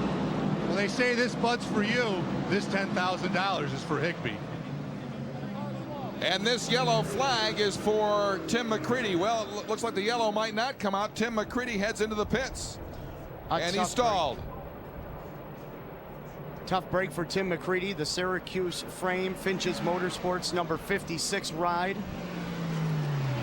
They're going to have to go yellow. Let's go down to Mark Kenyon. Timmy McCready pulled in the entrance of the pit. The track workers went down, and a bunch of ambulance people went down. They're going to push him back here. I don't see much action in the pits here with McCready's guys. So I can't really tell what's going on. Looks like he's going behind the wall. I'll try to get a word for him. Come back to me a little bit. Well, the McCready family now out of this race. And Tim McCready came into this race third in the Advanced Auto Parts Modified Super Dirt Series points. A tough break for the second-generation driver out of Watertown. You had a little glimpse of Mark Kenyon charging after Timmy McCready. If any pit reporters in the world will get the story, it'll be Mark Kenyon and Andy Fusco. Something I noticed on Jerry Higbee's number 97 the last time we were at Speed, when he went down into turn number 1, I thought I saw some orange glow coming from the brake rotors on the machine. We'll have to keep our eye on that. Yesterday in the USAC race, Richie Tobias lost his brakes, and it ended up ultimately costing him the race as he carried too much speed into the corners. So we'll have to keep our eye on that. Gas mileage, of course, premium here, but interesting to see the brakes on the 97 of Higbee. They've turned the corner on the midway point of this race. There's another car stalled. Yeah, that's the number 17 of Rob Pitcher. He won the non-qualifiers race earlier today to get into this race. You know what? Tim McCready started on the pole last year, but he has not had a good deal of fortune in the Eckert 200. No, he hasn't. 26th, 25th, 40th, 38th, and a 38th. That's every year since 1997. Timmy McCready has had no luck here at this track. But he does have, he is a one-class act, a real gentleman. Let's go down to Mark Kenyon.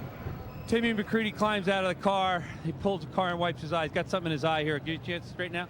Timmy, what happened out there? I don't know. It's something in the drive line. I think, I don't know. They got to take a little bit better care of this facility. That pit road's ridiculous coming off of it. There's a 20-foot drop, and I'm sure we knocked the torque arm bolt out of the torque arm coming off a pit road after that pit stop. And of course, the torque arm started hitting the drive shaft, and then hence we're out of the race because, you know, what are you going to do? I got to thank, you know, everybody that puts this deal together because I don't make any predictions, but we did that right this time. We took tires and we took gas this last stop, and we were done for the day. You know, we were all set to go. So those guys did a hell of a job back there, and I got to thank them.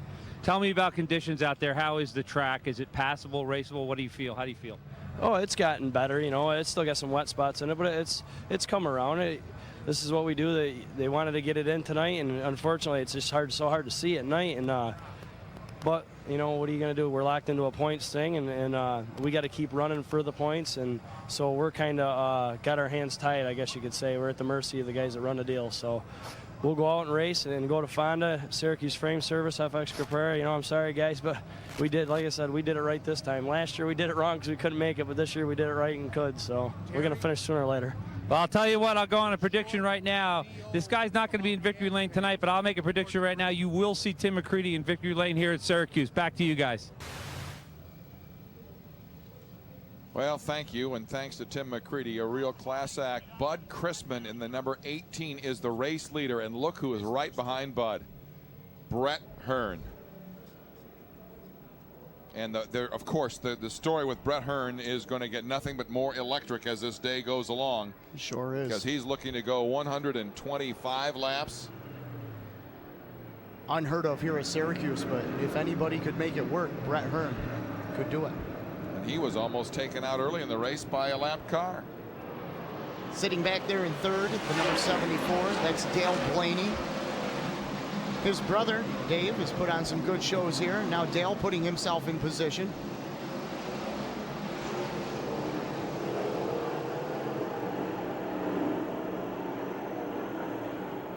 Dale Hearn trying to get by Christmann, can't do it. Bud Christmann continues to lead into turn 3.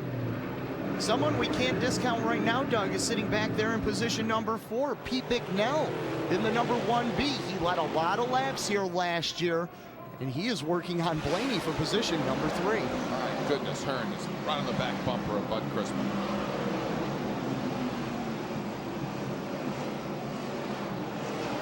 And Dale Blaney tried to get a nose underneath Brett Hearn. Brett Hearn that last lap a little bit quicker than Bud Christmann. Another car on the wall in turn 2. That's Frankie Caprera. Yep. And the yellow will come out. Frankie Caprara out of Watertown, New York. The FX Caprara Car Company's Mannheim Auto Auction, number FX1, putting together his own big block deal for 2002. And as the yellow flags become a bit more prevalent, this does play into the race strategy of Brett Hearn. Sure does. It's less that he is on the throttle. It allows him to coast the car around and to conserve the gas. Billy Decker, meanwhile, is in 15th position. And that's a lot of track position behind Brett Hearn. And our race leader, Bud Christmann. And Decker has some very good cars in front of him. Doug Hoffman, Jack Johnson, Gary Tomkins, and Alan Johnson, just to name a few. Yeah, let's see if Kevin Kovac can tell us when these fellas pitted. Bud Christmann and Brett Hearn and Dale Blaney and Pete Bicknell.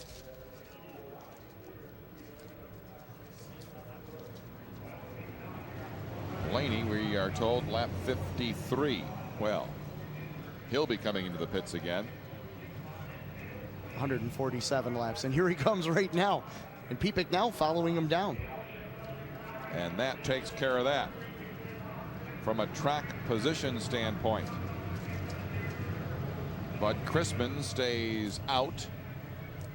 Brett Hearn right behind him. Scott Prentice back up to third.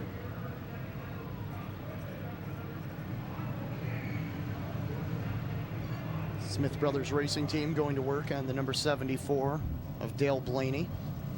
Pete Bicknell came in lap number 73, if I'm not mistaken, the last time that Bicknell was in. Took on a right rear tire, might have even taken on a left rear and some more gas. And remember, it was the Hearn crew that said that they felt Brett could go 127. That would be right on target for Pete Bicknell as well. Well, it's a very interesting situation unfolding here at the New York State Fairgrounds as we have another car stalled on the track. We'll pick that up when we come back. This is the Eckert 200 on Rush Hour. Rush Hour on Dirt.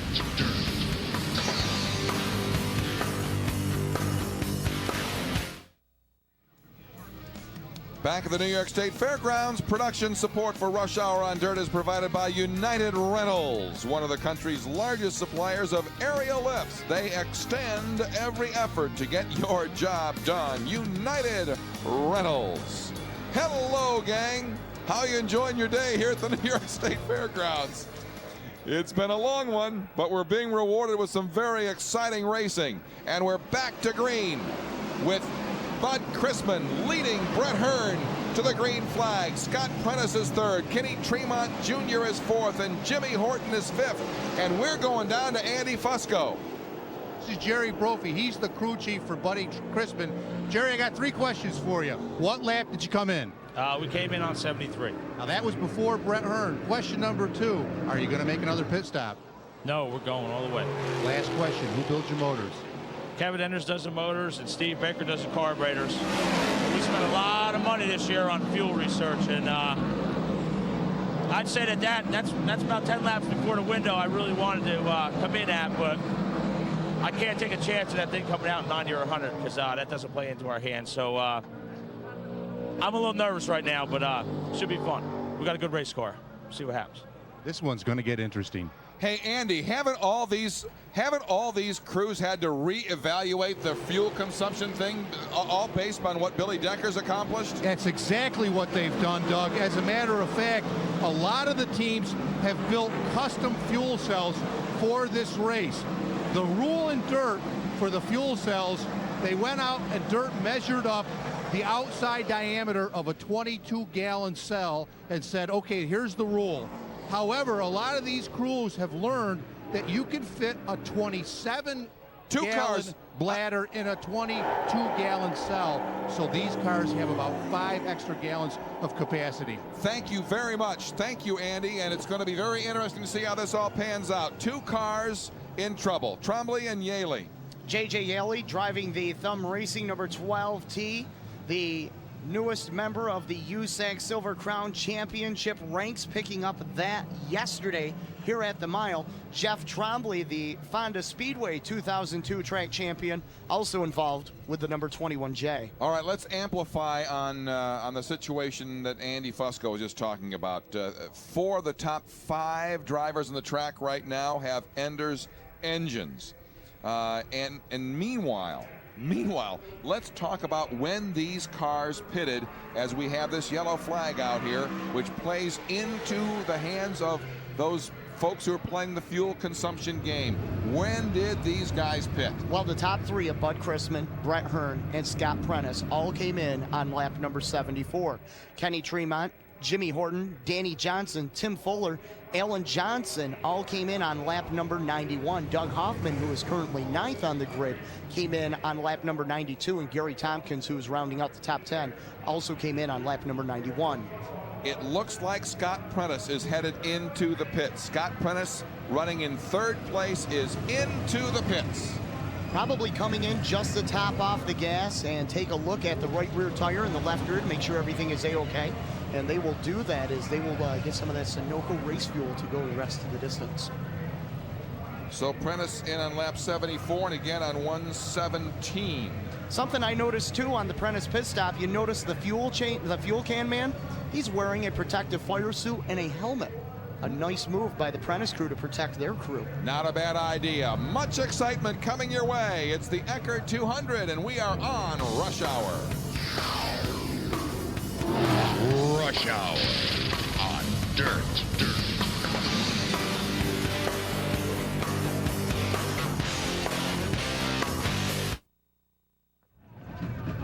Back at the New York State Fairgrounds, and we have a massive pileup on the back stretch, and we had at least 1 car go over. Yes, you can see we've got a bunch of cars. Jason Barney's 87, the Blaney number 74, the 47 of Scott Prentice, Chuck Bowers, number 99B Machine. Looks like the Freightliner car, I'm not sure, but yes, that is Higbee, and Frankie Caprera also involved, and I think that may be Dave Hebert's car, the other Freightliner in the far background by the safety truck.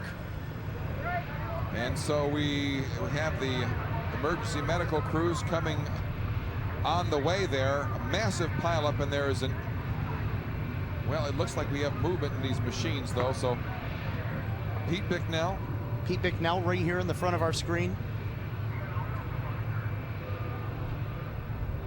Well, let me just tell you the way I saw it on the back straightaway.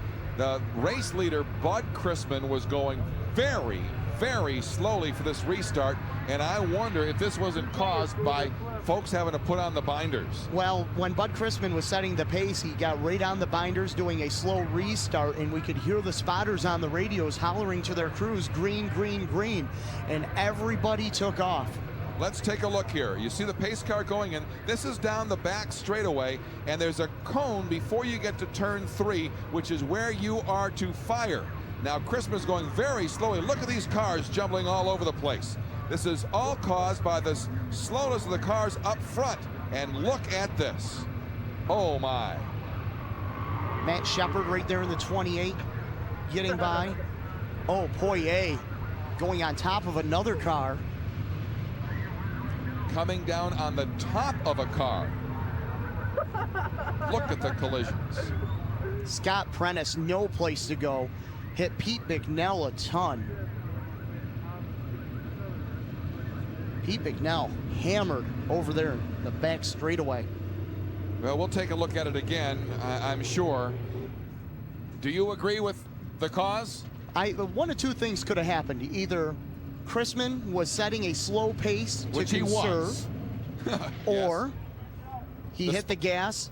And we talked about those Venturis in the carburetor, and Mark Kenyon or Andy Fusco can elaborate more on this.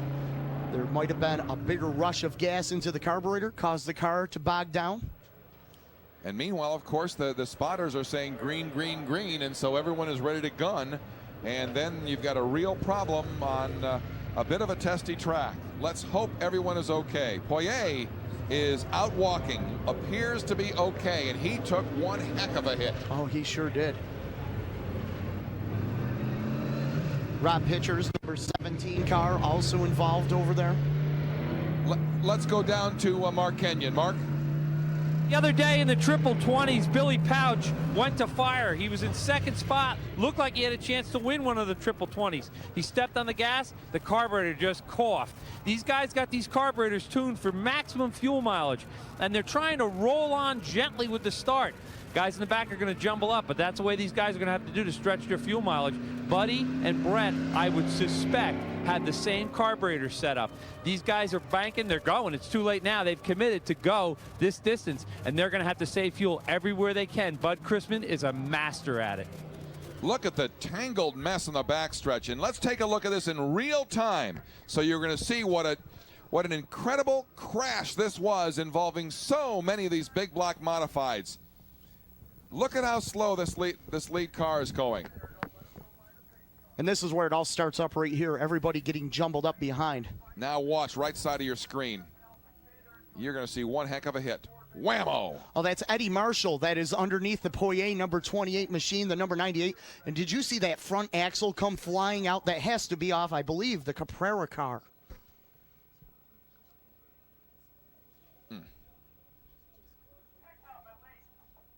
Yeah, we'll wait for some report, when we certainly hope that everyone is okay. Let's go down to Andy Fusco. Andy, you're at the wreck scene? I got Jerry Higbee. Jerry, what exactly happened? Well, I don't know what happened. It happened up toward the front.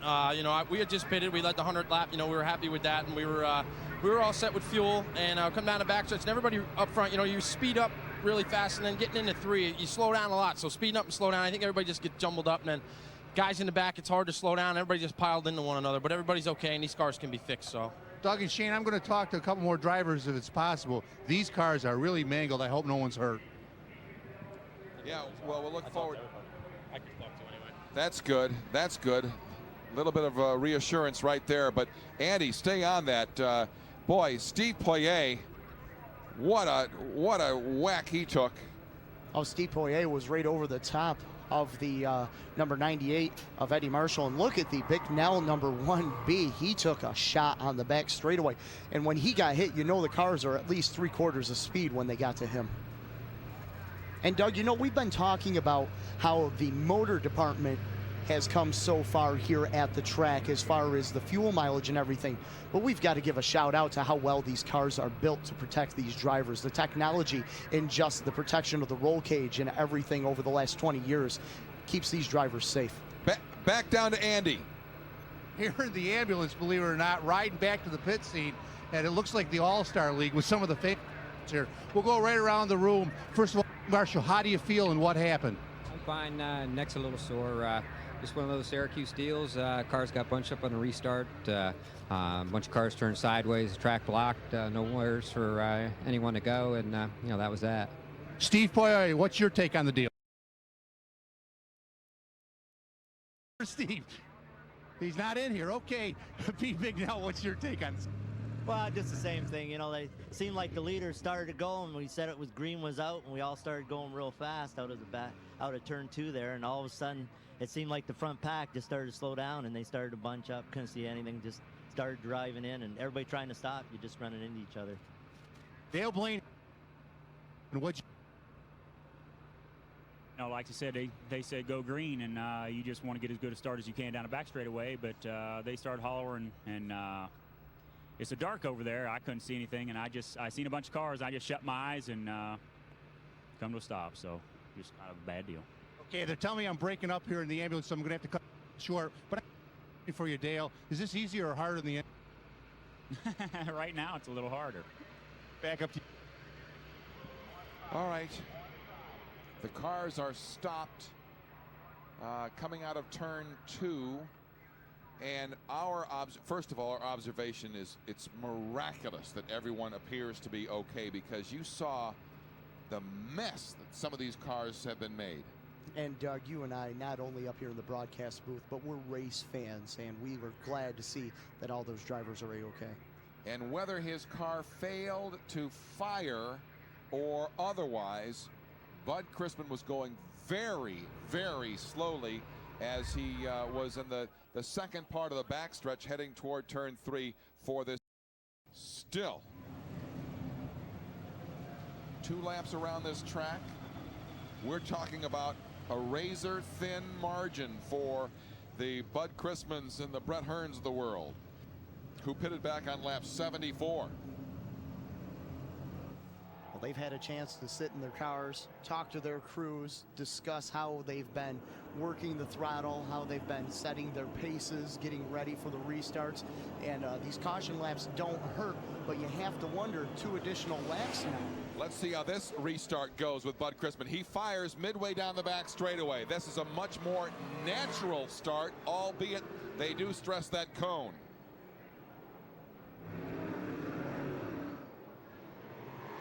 And there is your race for the lead as they swing around turn 4 and down the front straightaway. Bud Christmann opening up 2, now 3 car lengths on Brett Hearn. Kenny Tremont back there in the 3rd position. Jimmy Horton in the number 99 sitting back there in position number 4.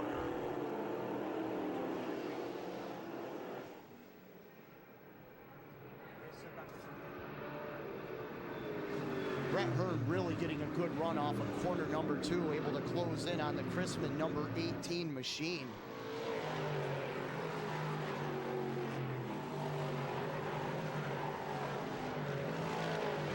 The race leaders come down the front straightaway.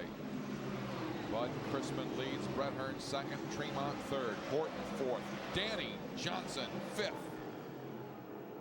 Look at the line, 2 different lines that they're taking off of turn number 2. Bud Christmann staying to the lower portion of the speedway. Brett Hearn letting it drift out a little bit more and trying to diamond the corner to get a better run, keep the car straighter down the back stretch. Just since we have been talking about fuel consumption, fuel mileage all race long, Christmann number 1, Hearn number 2. They pitted on lap 74. Kenny Tremont 3rd, Jimmy Horton 4th. They pitted on lap 91, as did the 5th place runner Danny Johnson. Well, as we see by the math, that Christmann and Hearn are going to have to go 126 laps.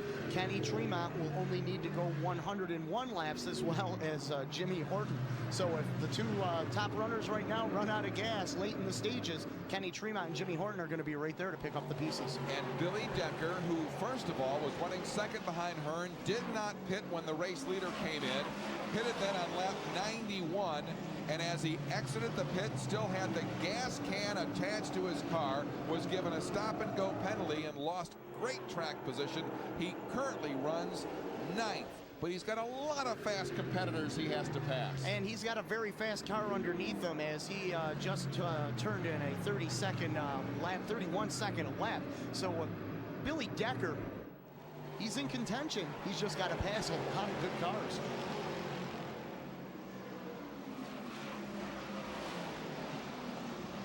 All these cars up front, all the way to Alan Johnson, all the way to Doug Hoffman in 8th, Billy Decker 9th. I'm not so sure about Jack Johnson, but they're not expecting to pit. No. 76 laps remaining. These guys are going to try and stretch it to the end. The top 9 not expecting to pit, and it may go beyond that.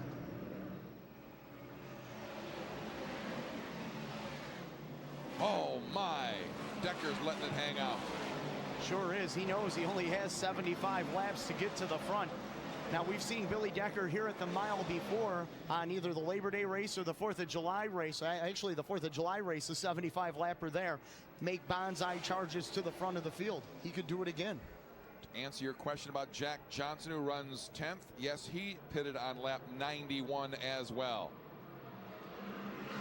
Now we're starting to see Kenny Tremont in the number 115, starting to reel in the top 2 cars, and you can see the glow from Bud Christmann's brakes as he goes into corner number 1.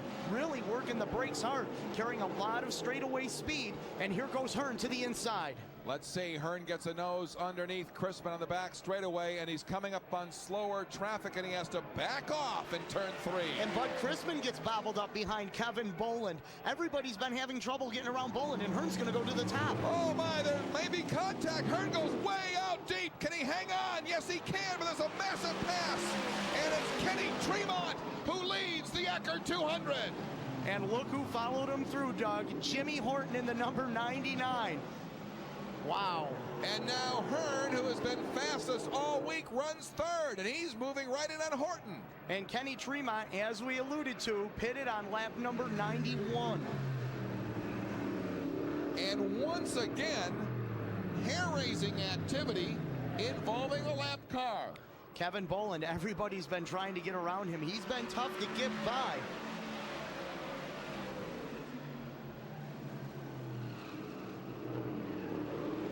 Kenny Tremont, your race leader. Horton, Jimmy Horton, second. Brett Hearn, third. Kenny Tremont, perennial Lebanon Valley Speedway champion, former winner of this race. Lost the Lebanon Valley Speedway Track Championship on the final night of racing this year to Brett Hearn. The motor expired underneath the hood of the number 115. Tremont, the winner here in 1998. There is your top five as we had a jumble involving that lap car. Kenny Tremont started in the 19th position, has been very quiet this Super Dirt week, has not made a lot of noise. He's making it now. He sure is, and the whole world knows it. And it was an opportunistic pass. That's part of racing at Syracuse. Sometimes luck comes to you, sometimes you make your own luck, and Kenny Tremont made his own luck that time by getting by Bud Christmann and Brett Hearn. And Kenny Tremont has just turned the fastest lap of the night. 31.48. That equates to 114.4 miles per hour. Well, his dad, Ken Sr., does the power plants underneath the hood of the number 115. And look at the lead that Tremont has opened up considerably here on the rest of the field. On Jimmy Horton, who runs back there in position number 2, almost 3.5 seconds. Let's go down to Andy Fusco in the Tremont pit. I'm down here with Abe Tremont, Kenny Tremont Sr. Your son just turned the fastest lap of the race. You build a mean motor. Yeah, so far so good. Like I say, we got to do 110 laps here with this, since this last fuel stop. So, good Lord willing, everything works out all right. We'll be all set. Now you got to do 110. The guys behind you have to do more than that. This has got to be Brett Hearn's worst nightmare, being behind a car that's faster, who's got less chance of running out of gas. You race with Hearn every Saturday night. Does this surprise you? Yeah, I'm sure he's worried about fuel too. I think he's got 120 some laps, but I mean, hey, the cautions are going to come into play here, so we'll have to see what happens. Okay, that's the report down here at the Kenny Tremont pit, guys. And Tremont is running the same car he drove to the 1999 Eckert 200 win, a 98 Troyer 4-link. Let's go down to Mark Kenyon. I'm down here in the Hearn pit. Is he saying anything to you on the radio? We're good to go on gas, and just hoping that the tires stay good, that's all. You guys are a fairly new crew. You put this deal together in like 2 weeks. Are you surprised to be where you are right now? Not a bit. We got all good people. There you go. These guys were offshore boat racers at one time, and they know how to win on the water and pretty soon maybe on the land.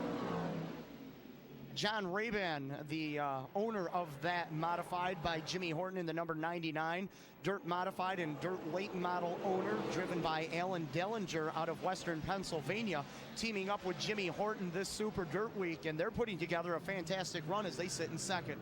And we have a car slowed and heading into the pits. Chuck Bauer, the Courier Plastics number 99B out of Lansing, New York. His day looks like it's coming to an end. Kenny Tremont has the largest lead we've seen here all week. He's got almost a 5.5 second lead on Jimmy Horton. Look at the interval. What's that all about? Wow, that is just pure power at its finest. And of course, he's up front running in clean air, no traffic to deal with right now. And you know, we talk about how guys feel comfortable in certain race cars. Billy Decker bringing with him a car that he's won 3 out of the last 4 years with. Here's Kenny Tremont, as we talked about, driving the same car he won the Eckert 200 with in 1999, and he finished second with this car last year. He feels comfortable in this machine, and feeling comfortable at a racetrack like Syracuse is very important. I'm wondering if, and I don't recall if Tremont took on tires, and if that's the reason why he's pulled out this huge lead. A 6-second lead now over Jimmy Horton. let's take a look at that jingle in turn 3 and 4, and look at the contact once and twice between Christmann and Hearn. They go way wide around that lap car, and here come Tremont and Horton.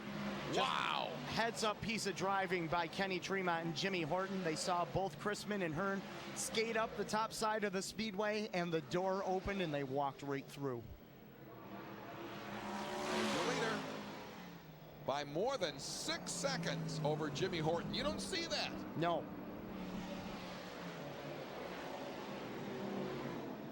Look at the interval. Of course, a yellow would change all that. I think Kenny Tremont, even if he did get a yellow, would still be able to open up this much of a lead. His car seems to be handling so much better through the turns than both Horton and Brett Hearn right there in the number 3 machine. He's not drifting up as far through the corner as both of those cars are. Kenny Tremont has almost a full straightaway lead.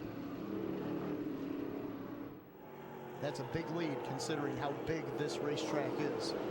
Hearn made a quick move on Horton, and then he really hasn't challenged Jimmy Horton since, and I wonder if he's thinking, I better not race this car out of fuel. Well, he could be thinking that. 127 laps is a long ways to go here on the mile. He might have just backed it off a little bit. Of course, Hearn probably wanted to get out in front as well to get that clean air through the motor to help him conserve. All right, let's go back down to the pits and see what is going on with Kenny Tremont, who now leads by 7.2 seconds. Well, Doug, you asked a real good question about tires. Here's the story. As you'll remember, back on about lap 50 or so, when Tremont made his first stop, they did change both rears. But on lap 90, when he made his second stop, they didn't change any tires. So right now, Kenny Tremont's tires are kind of fresh. But as we get in the late stages of the race, he'll have 40 laps more on his rear tires than the competition. That could loom large. Thank you. You know, the Valley Drivers, the Lebanon Valley Speedway Drivers, a very fast place to race on Saturday nights. Kenny Tremont enjoys the success here at the mile in the 358 modified division and also in the big block division. A lot of that has to do with the speeds of the Lebanon Valley Speedway. It's high banked and they really motor around that track. So Kenny Tremont, no stranger to fast speeds, especially when he comes here to the mile. And remember, while Kenny Tremont won this Eckert 200 in 1999, he finished second last year, so he's used to running up front.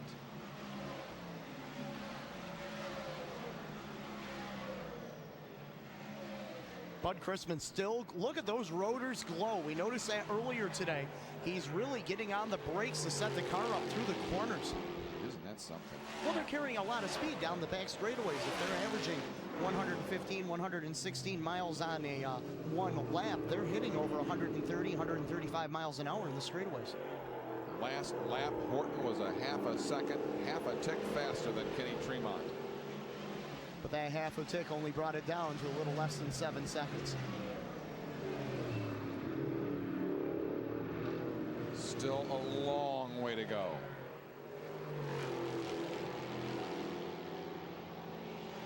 You can see one car looming in the background behind Bud Christmann, someone we haven't really talked about too much today. Danny Johnson in the number 14 New York car out of the J.Baum Racing Stables. Raced at the Middletown Speedway, the Orange County Fair Speedway this season. Changed his number, usually runs the number 27J. Running the number 14, it's a number that his dad used to run when he raced and wanted to just run that 14 for his sake here at the mile. Jimmy Horton now trails by 5.3 seconds, so he is definitely gaining on Kenny Tremont. In fact, he turned a lap 1 second faster than Tremont this last lap. I wonder if Tremont has backed off just a little bit to kind of conserve, because he does have to go 101 laps on a tank of fuel. He opened up a big lead. Now he has a little bit to play with. I think you'll see if Kenny Tremont starts to feel some pressure from Jimmy Horton, he may put the spurs back to the pony. Now Kenny Tremont is coming into some lap traffic. Back down to Andy Fusco. Doug, let's talk about Brett Hearn for a second. You know, Mike Tyson said everybody's got a plan until they get hit. I think the same thing may apply to Brett Hearn right now. He couldn't in a million years have imagined that he'd be third on the grid behind two cars that pitted later than him at this juncture of the race. And here's why that's big. These cars use a lot more fuel when you're following somebody. A Winston Cup car, following somebody conserves fuel. But in a dirt modified, when you're out front all by yourself and you can feather foot it, you can save fuel. Right now, Brett Hearn having to try to chase Jimmy Horton and then try to catch Kenny Tremont, that is his worst nightmare. Well, and Andy, I'll tell you, Brett Hearn couldn't have dreamed that the competition that would have given him the most headaches in the Eckert 200 would be that of a lap car, Kevin Bolin. Twice. Well, I'll say this much. Kevin Bolin gave Bob McCready fits at Eldora 2 weeks ago. So, yeah, maybe he could have imagined that one. All right. A lot of truth to that. Kevin Bolin, a tough and fierce competitor, didn't want to go down a lap. All these guys, a lot of pride, a lot of money riding on the line. Every position matters to these drivers. Brett Hearn setting a new track record in qualifying earlier this week. Picked up his 8th consecutive Suzuki 2020 qualifying win on Friday. 8 years in a row, he has won a 2020 qualifying race. And back in 1996, he didn't only win one, he won 2 of them. Now let me say this to you as well, as Kenny Tremont is into lap traffic. And remember, it is so difficult to pass. The lead over Jimmy Horton is now less than 2 seconds. Doug Hoffman in the Dieter Schmidt-owned Lincoln Auto Body number 5 out of Allentown, Pennsylvania, former winner of this race, pulling his machine behind the wall.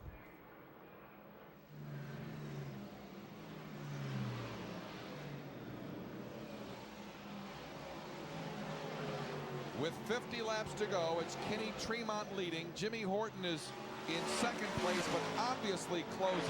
Brett Hearn is third, Bud Christmann fourth, Danny Johnson is fifth. The lead has shrunk to 1.2 seconds. And Jimmy Horton reeling him in. You can see Kenny Tremont, the second car on your screen. Jimmy Horton right behind him. And he can't get past the lap traffic. He can't, and that's been, it seems to be the story here today. Everybody's had a little trouble with their own little lap traffic battles.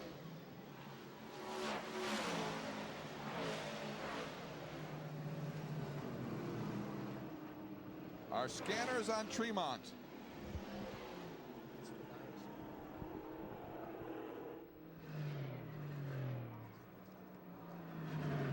And as Jimmy Horton brushed the wall. And that cost him some ground that he had on Brett Hearn, and it's also going to cost him ground on what he was gaining on Kenny Tremont. Let's see if it cost him his steering. Car low in turn 1. He looks to be okay. My goodness. Well, with 47 laps remaining, everybody's shown their hand. Now it's time to go. Tremont again cannot get by Tobias. And it's hurting him. And there's 1, 2, and 3. Horton really closing in on the back decklet of the 115 of Tremont. And Brett Hearn using this opportunity to close in on both of them. And I looked down to Dave Farney. There was no move over flag.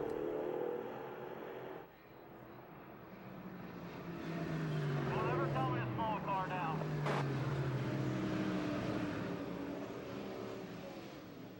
You can tell he's a racer. He wants to go.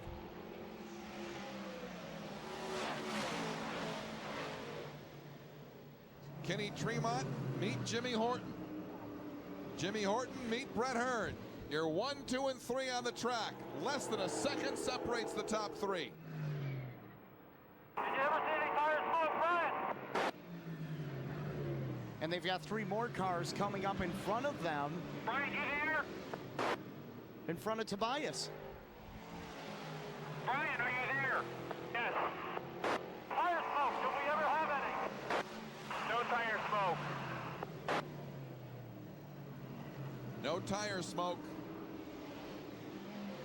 Well, that's an important question because Tremont came in around lap number 54 and took a right rear sneaker. He's got close to 100 laps on that tire right now. And once you start seeing the smoke, that means the tire is going away from him. You see more than one groove on this racetrack? On the straightaways, yes, but going into the corners, especially into turn number 1. Cars, 99.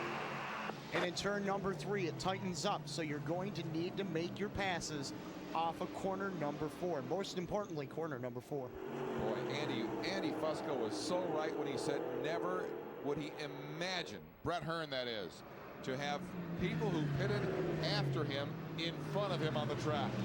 Well, there's the old cliche, the fastest car doesn't always win the race. Hey, the fastest lap has been turned in by Billy Decker. That was on lap 150 when he went 115 miles an hour. Back down to Andy. Brad Hibbard, your guy Jimmy Horton hit the wall a couple of laps ago. Any damage to the car, does he say? No, we're in good shape. Our tires are good to go. We got plenty of fuel in the car. We found a line out there that's 3/4 of a second faster than we were running. We got a shot to win this. There's the word down here in the Horton crew. They just put the team together, like Mark Kenyon said, and they could make history. He's on the back bumper of Kenny Tremont, but being on the back bumper is a heck of a lot easier than being outside or inside of him. It sure is, and he is doing a great job, and he is running a little bit of a different line, as his crew chief told us. He's running a different line. It's gained 3/4 of a second each lap on the leader, and right now he is only 2 car lengths behind.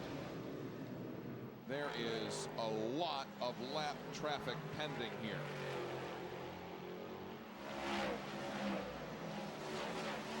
Very important for Kenny Tremont where he catches and where he passes traffic. He wants to make the pass on the straightaways and let his competitors behind him get caught up behind the slower cars in the corners. After a flurry of yellow caution laps and then ultimately a race stoppage for a massive pileup on the backstretch, we have now run over 40 consecutive green flag laps. Jeff Trombley, who was involved in an incident earlier with J.J. Yaley, the pass. And here he takes a look at really the first look he's taken to get by Tobias.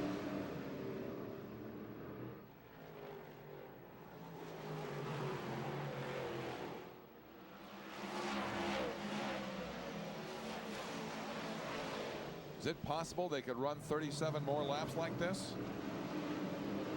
It'll be a tough thing to see. I don't think they will stay like this. Somebody's going to make a move, somebody's going to show their cards, and somebody's going to go. A lot of money and a lot at stake on the line. Jimmy Horton and Brett Hearn will stay there and follow him. Kenny Tremont started in row 10. 2 cars, 99. Wow.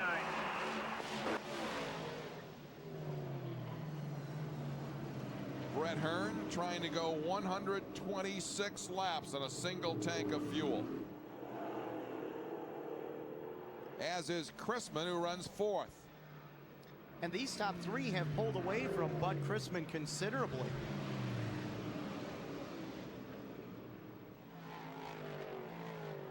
Brett Hearn running 3rd, shooting for his 40th overall win of the season, but he's got his hands full as he drifts out high. 165, 35 to go. One guy that's got to be happy right now to see Kenny Tremont out in front is Billy Colton from Troyer Incorporated. The Tio cars have really dominated qualifying earlier this week, and Kenny Tremont's 4-link car been successful with here at Syracuse. A second and a win with it, plus nearly 50 wins out at Lebanon Valley Speedway with this car in the last 5 years, close to a 50% win ratio. Pretty impressive. How much is Richie Tobias slowing down Kenny Tremont? A second a lap? Well, I'm not sure if, Tremont really hasn't made a charge to try and get by Tobias. I think Here we go. May be content just to ride behind Tobias because he knows nobody behind him is going to make a move. But if Toby drifts up like he did last time off of corner number 2, Tremont's going to go by him. 3 cars, 99. And this is helping him to conserve his fuel mileage, too. Nervous times. Always. That's Syracuse. Keep it straight, keep it smooth, and you will prevail. Andy Fusco is standing by in the pit of Kenny Tremont. Well, Doug, there's a blue and orange flag that sometimes the flaggers give for move over for traffic. They call it the move over flag. Our buddy Joe Murata every once in a while calls it the Passover flag. Well, they're not giving it to Richie Tobias right now, and I'm sure the Tremont crew is saying, oy vey, when are they going to do it? I'm sure of that.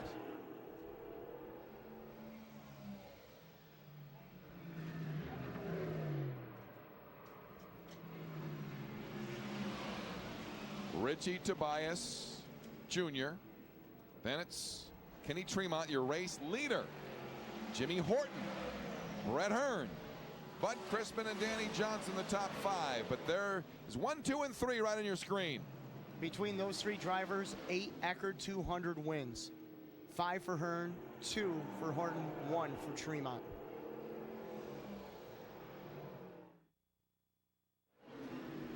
We're at the New York State Fairgrounds, and it's the final laps now of the Eckert 200. You see Jimmy Horton as we went to break. Richie Tobias Jr. slowed on the backstretch, freeing up the leaders. Now, Tobias did not run out of fuel. He pitted last on lap 117. But Kenny Tremont has pounced on the opportunity, and he's opened up a more than 2-second lead over Jimmy Horton. Well, Kenny Tremont stayed right behind the Tobias number 35 for a long time. Didn't want to make that move to go to the top side to pass him. As you saw, that's how we got the race lead when Bud Christmann and Brett Hearn got together on the high side. Now, when Tobias slowed, Brett Hearn got inside Jimmy Horton going into turn 3, but he could not make the pass. Here it is, out of turn 2. And now look, there's Hearn digging down low on Horton, but he is not able to finish the deal as Horton comes down and squeezes him a little bit, and you can see that Brett's in a little bit of out of the groove. Well, if he had went down another tire width over, he would have been into a lot of moisture and a lot of water, and definitely could have really done some damage. Brett Hearn backed out of it. Jimmy Horton didn't give him any room. With 19 laps to go, Tremont's lead over Horton is now 2.5 seconds. Andy?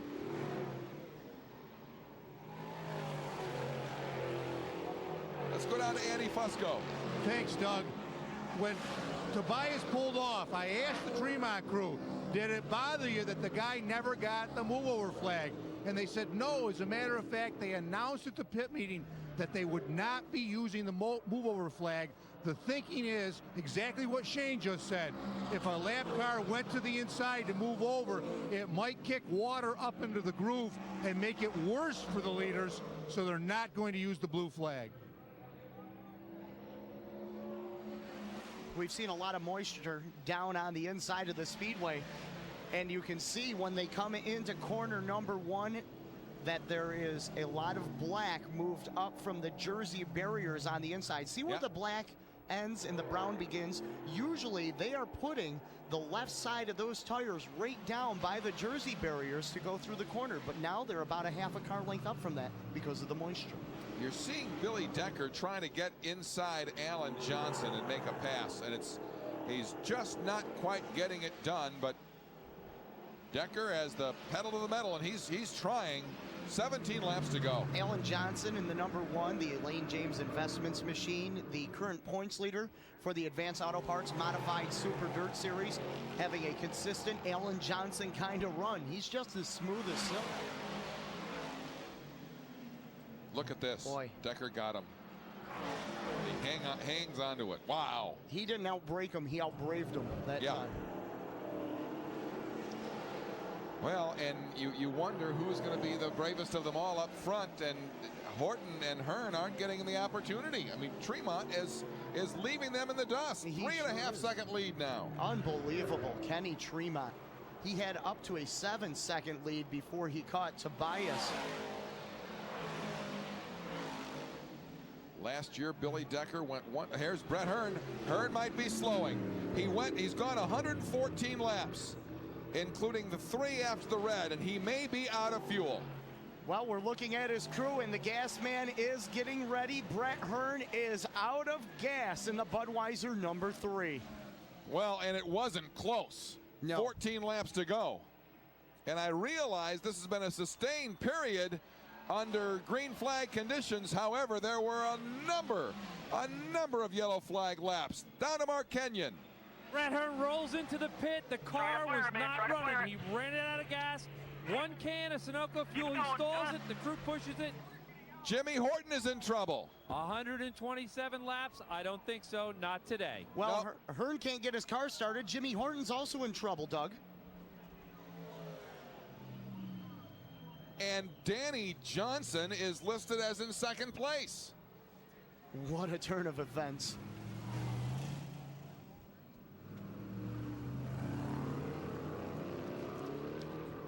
Danny Johnson pitted on lap 91. Yellow flag is out. We're going to have a sprint race now. We sure are. Well, Bud Christmann and Hearn both went out about the same time. Flat tire, right rear flat for Jimmy Horton. Wonder if that's effects of when he slapped the back straightaway wall. Because he had the newest of all the right rears. Look at that shred.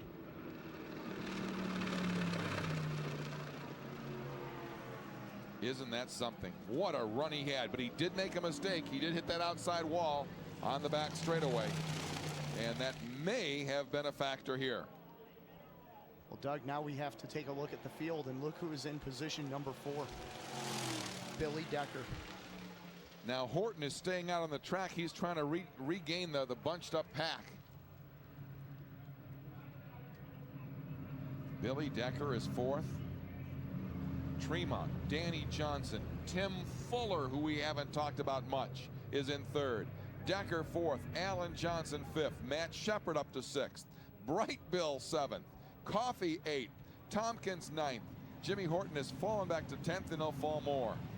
You know, seeing Billy Decker in position number 4 right now, Doug, after watching him put that pass on Alan Johnson, ooh, I wouldn't be surprised in the next 10, 12 laps to see Billy Decker do that same move to try and get the win in this Eckert 200. How about Danny Johnson, 2nd? And here's a guy, Danny Johnson, that wasn't sure which race team he was going to be racing for this year. He started out with Jay James, then he got on board with the J.Baum team. And you know, when we wonder who would go for a bonsai move, is Danny Johnson capable? Down to Andy Fusco. Okay, right now I'm down here in Jimmy Horton's pit. The right rear is shredded, like you absolutely said, Shane, and it's a leisurely pit stop because he's going to fall in the back of the pack. He's lost a lot of track position. Jimmy Horton takes the Fab War number 99 back out onto the Speedway. His chances for victory dashed. What a week he has had. That team has nothing to be ashamed of. They should hold their head highs today. A great effort by that whole team for just coming together in the last 3 weeks. Still in all, Jimmy Horton did not have anything for Kenny Tremont. No. Now let's see if Danny Johnson, Tim Fuller, or indeed, as you mentioned, Billy Decker, who has won this event 3 of the last 4 years, have something for Tremont. Tim Fuller has finished in the top 3 in this Eckert 200 before, out of Edwards, New York, driver of the B&F General Machine number M1.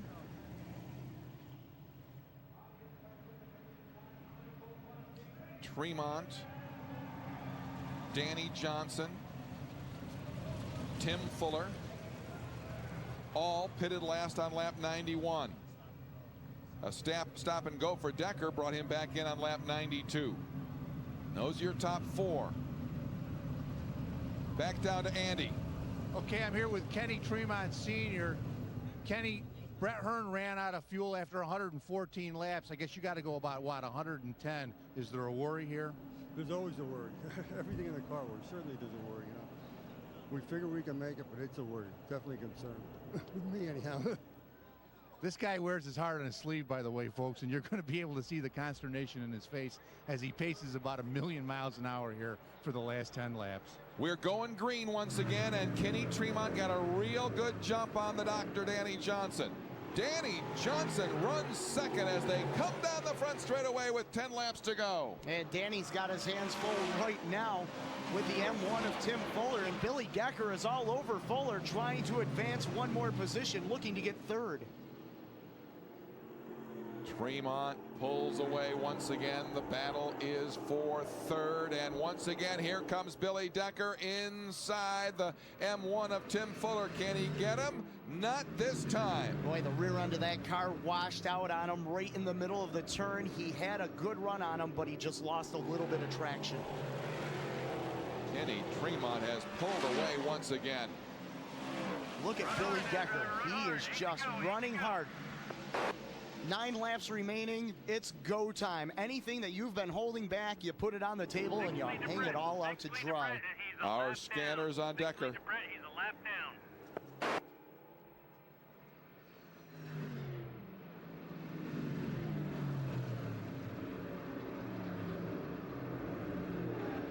We're watching. Hard, buddy. Come on. Stay up on the wheel. We can get him.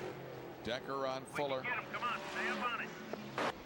Kenny Tremont has dusted off. Danny Johnson leads by almost 2 seconds. Danny Johnson, the winner of the Labor Day race here at the mile. And here comes Decker once again, working on the Fuller M1 for third.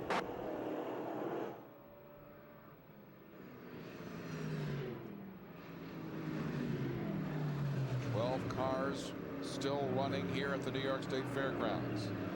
Run hard now. Come on. Run hard.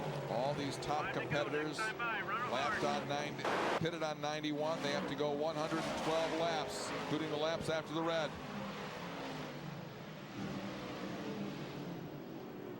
Tremont is checked out by over 2 seconds on Danny Johnson. 10 lead to Brett. 10. Then there's a good break before it's Tim Fuller, then Billy Decker. Alan Johnson running in 5th position, using this opportunity as Brett Hearn is back in 11th. They came in 1 and 2 in advance. Oh, we've got a car slowing. Danny Johnson. Danny Johnson comes in. If it's fuel, remember he pitted on lap 91.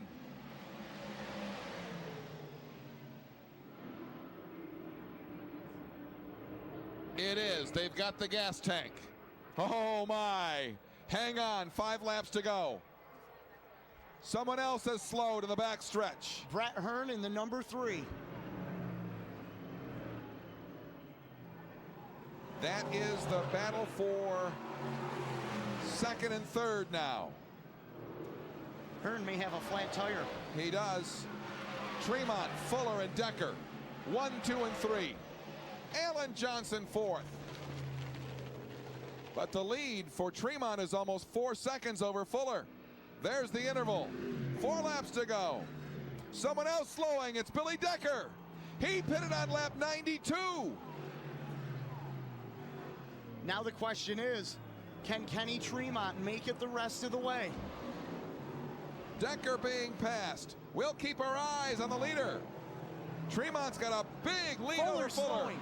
Tim Fuller is slowing, going into turn number 1, the 2nd place car, considerably off the pace. Shepard pitted on lap 117. Shepard is currently running 4th. Alan Johnson running in 3rd, make it 2nd now is Fuller. Slowing on the back straightaway. Brett Hearn, he's got the air tank hose stuck to his car, driving out of the pits. Unbelievable, Doug. Tremont a huge lead now as Fuller has dropped back. Alan Johnson, there's Alan Johnson in 2nd place, almost 7 seconds behind. 2 laps to go. We're watching Kenny Tremont. And the crew's pushing the number 91 of Billy Decker down to his pit stall. And Kenny Tremont slowing, but we have yellow on the speedway. Doug, this is unbelievable. Okay. Yellow on the track. And remember, we have to finish this race under green. Shortest distance, shortest distance. Isn't that the truth? Shortest distance around the track. Conserve the fuel. Back down to Mark Kenyon.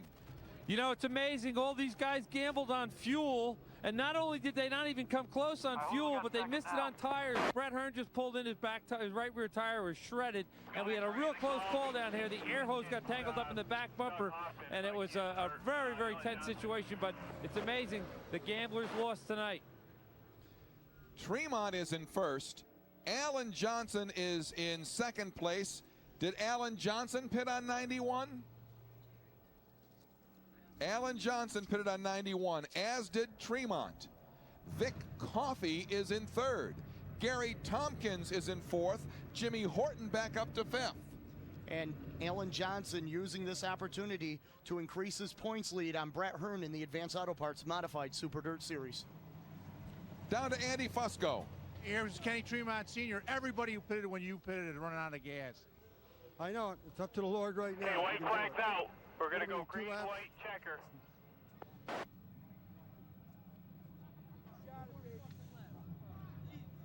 All right, let's tell you that Kenny Tremont Jr. and Alan Johnson both pitted on lap 91. Vic Coffey pitted on lap 120, as did Gary Tomkins. Green, white, checker is the way that this Eckert 200 needs to finish. Green, white, checker. So they'll come off the turn, they'll get the green, and then the white, and then the checker. Kenny Tremont will fire first. Alan Johnson is second. Vic Coffey, Gary Tomkins, Jimmy Horton, the top 5. Go, go, go. And Kenny Tremont is off and running. We will run 202 laps just like last year. Well, plus the laps after the red flag. As Tremont comes down the front straightaway, he takes the green flag. Kenny Tremont has the green flag. White will be next, then checker. Alan Johnson is second. Tremont running strong as he heads to turn 2. He's got about a 10-car length lead on Alan Johnson, and he extends it down the back straightaway. And he is not lifting off that throttle. And Alan Johnson slows. Alan Johnson has slowed. He drops back. White flag is coming out. Can Kenny Tremont go the distance? 10-car lead, 10-car lead. White flag for Kenny Tremont, who is going to milk this car around the track. Vic Coffey second. Gary Tomkins third. Tremont is running out of fuel in turn 3. He's slowing in turn 3. Vic Coffey races into the lead down the back straightaway. Gary Tomkins on his back bumper. But Christmann right there, the top 3 altogether. Offense corner number 3. And down the front straightaway. Cars are stopping in the front straightaway. The checkered flag is out. And the winner is Vic Coffey. Vic Coffey has won the Eckert 200. Unbelievable, Doug. His first Advanced Auto Parts Modified Super Dirt Series win, and he wins the biggest jewel in dirt motorsports. One of the biggest upsets ever here at the New York State Fairgrounds. Wow. And Bud Christmann has just kissed the wall. Only at Syracuse, Doug, do we get this kind of high drama. Vic Coffey was followed across the finish line by Gary Tomkins and then Jimmy Horton. That picture says it all right there. The agony of defeat. Ken Tremont Sr. All the cars that gambled on fuel mileage lost. There is going to be a party in Leicester, New York tonight like none other. Vic Coffey started 17th in the grid. A look at Kenny Tremont. a heartbreak. And there are a lot of heartbreaks here. Let's go down to Mark Kenyon. Mark? I'm down in Victory Lane. I don't know. We told Vic to get out of the car, but I don't know if he can get out of the car. Let me see if I can get in here. Jack, let me in here. Let me have a word with him. Let me have a word. He gets a wheel off. I'll tell you what, he's elated down here. Vic, come on out. Come on, talk to us. Get up here. Vic Coffey unbelts in the car. He's stunned. Still got his helmet on. The crew is ecstatic down here. Vic Coffey with the biggest win of his career. A legend, now a legend, his name in the history books at Syracuse.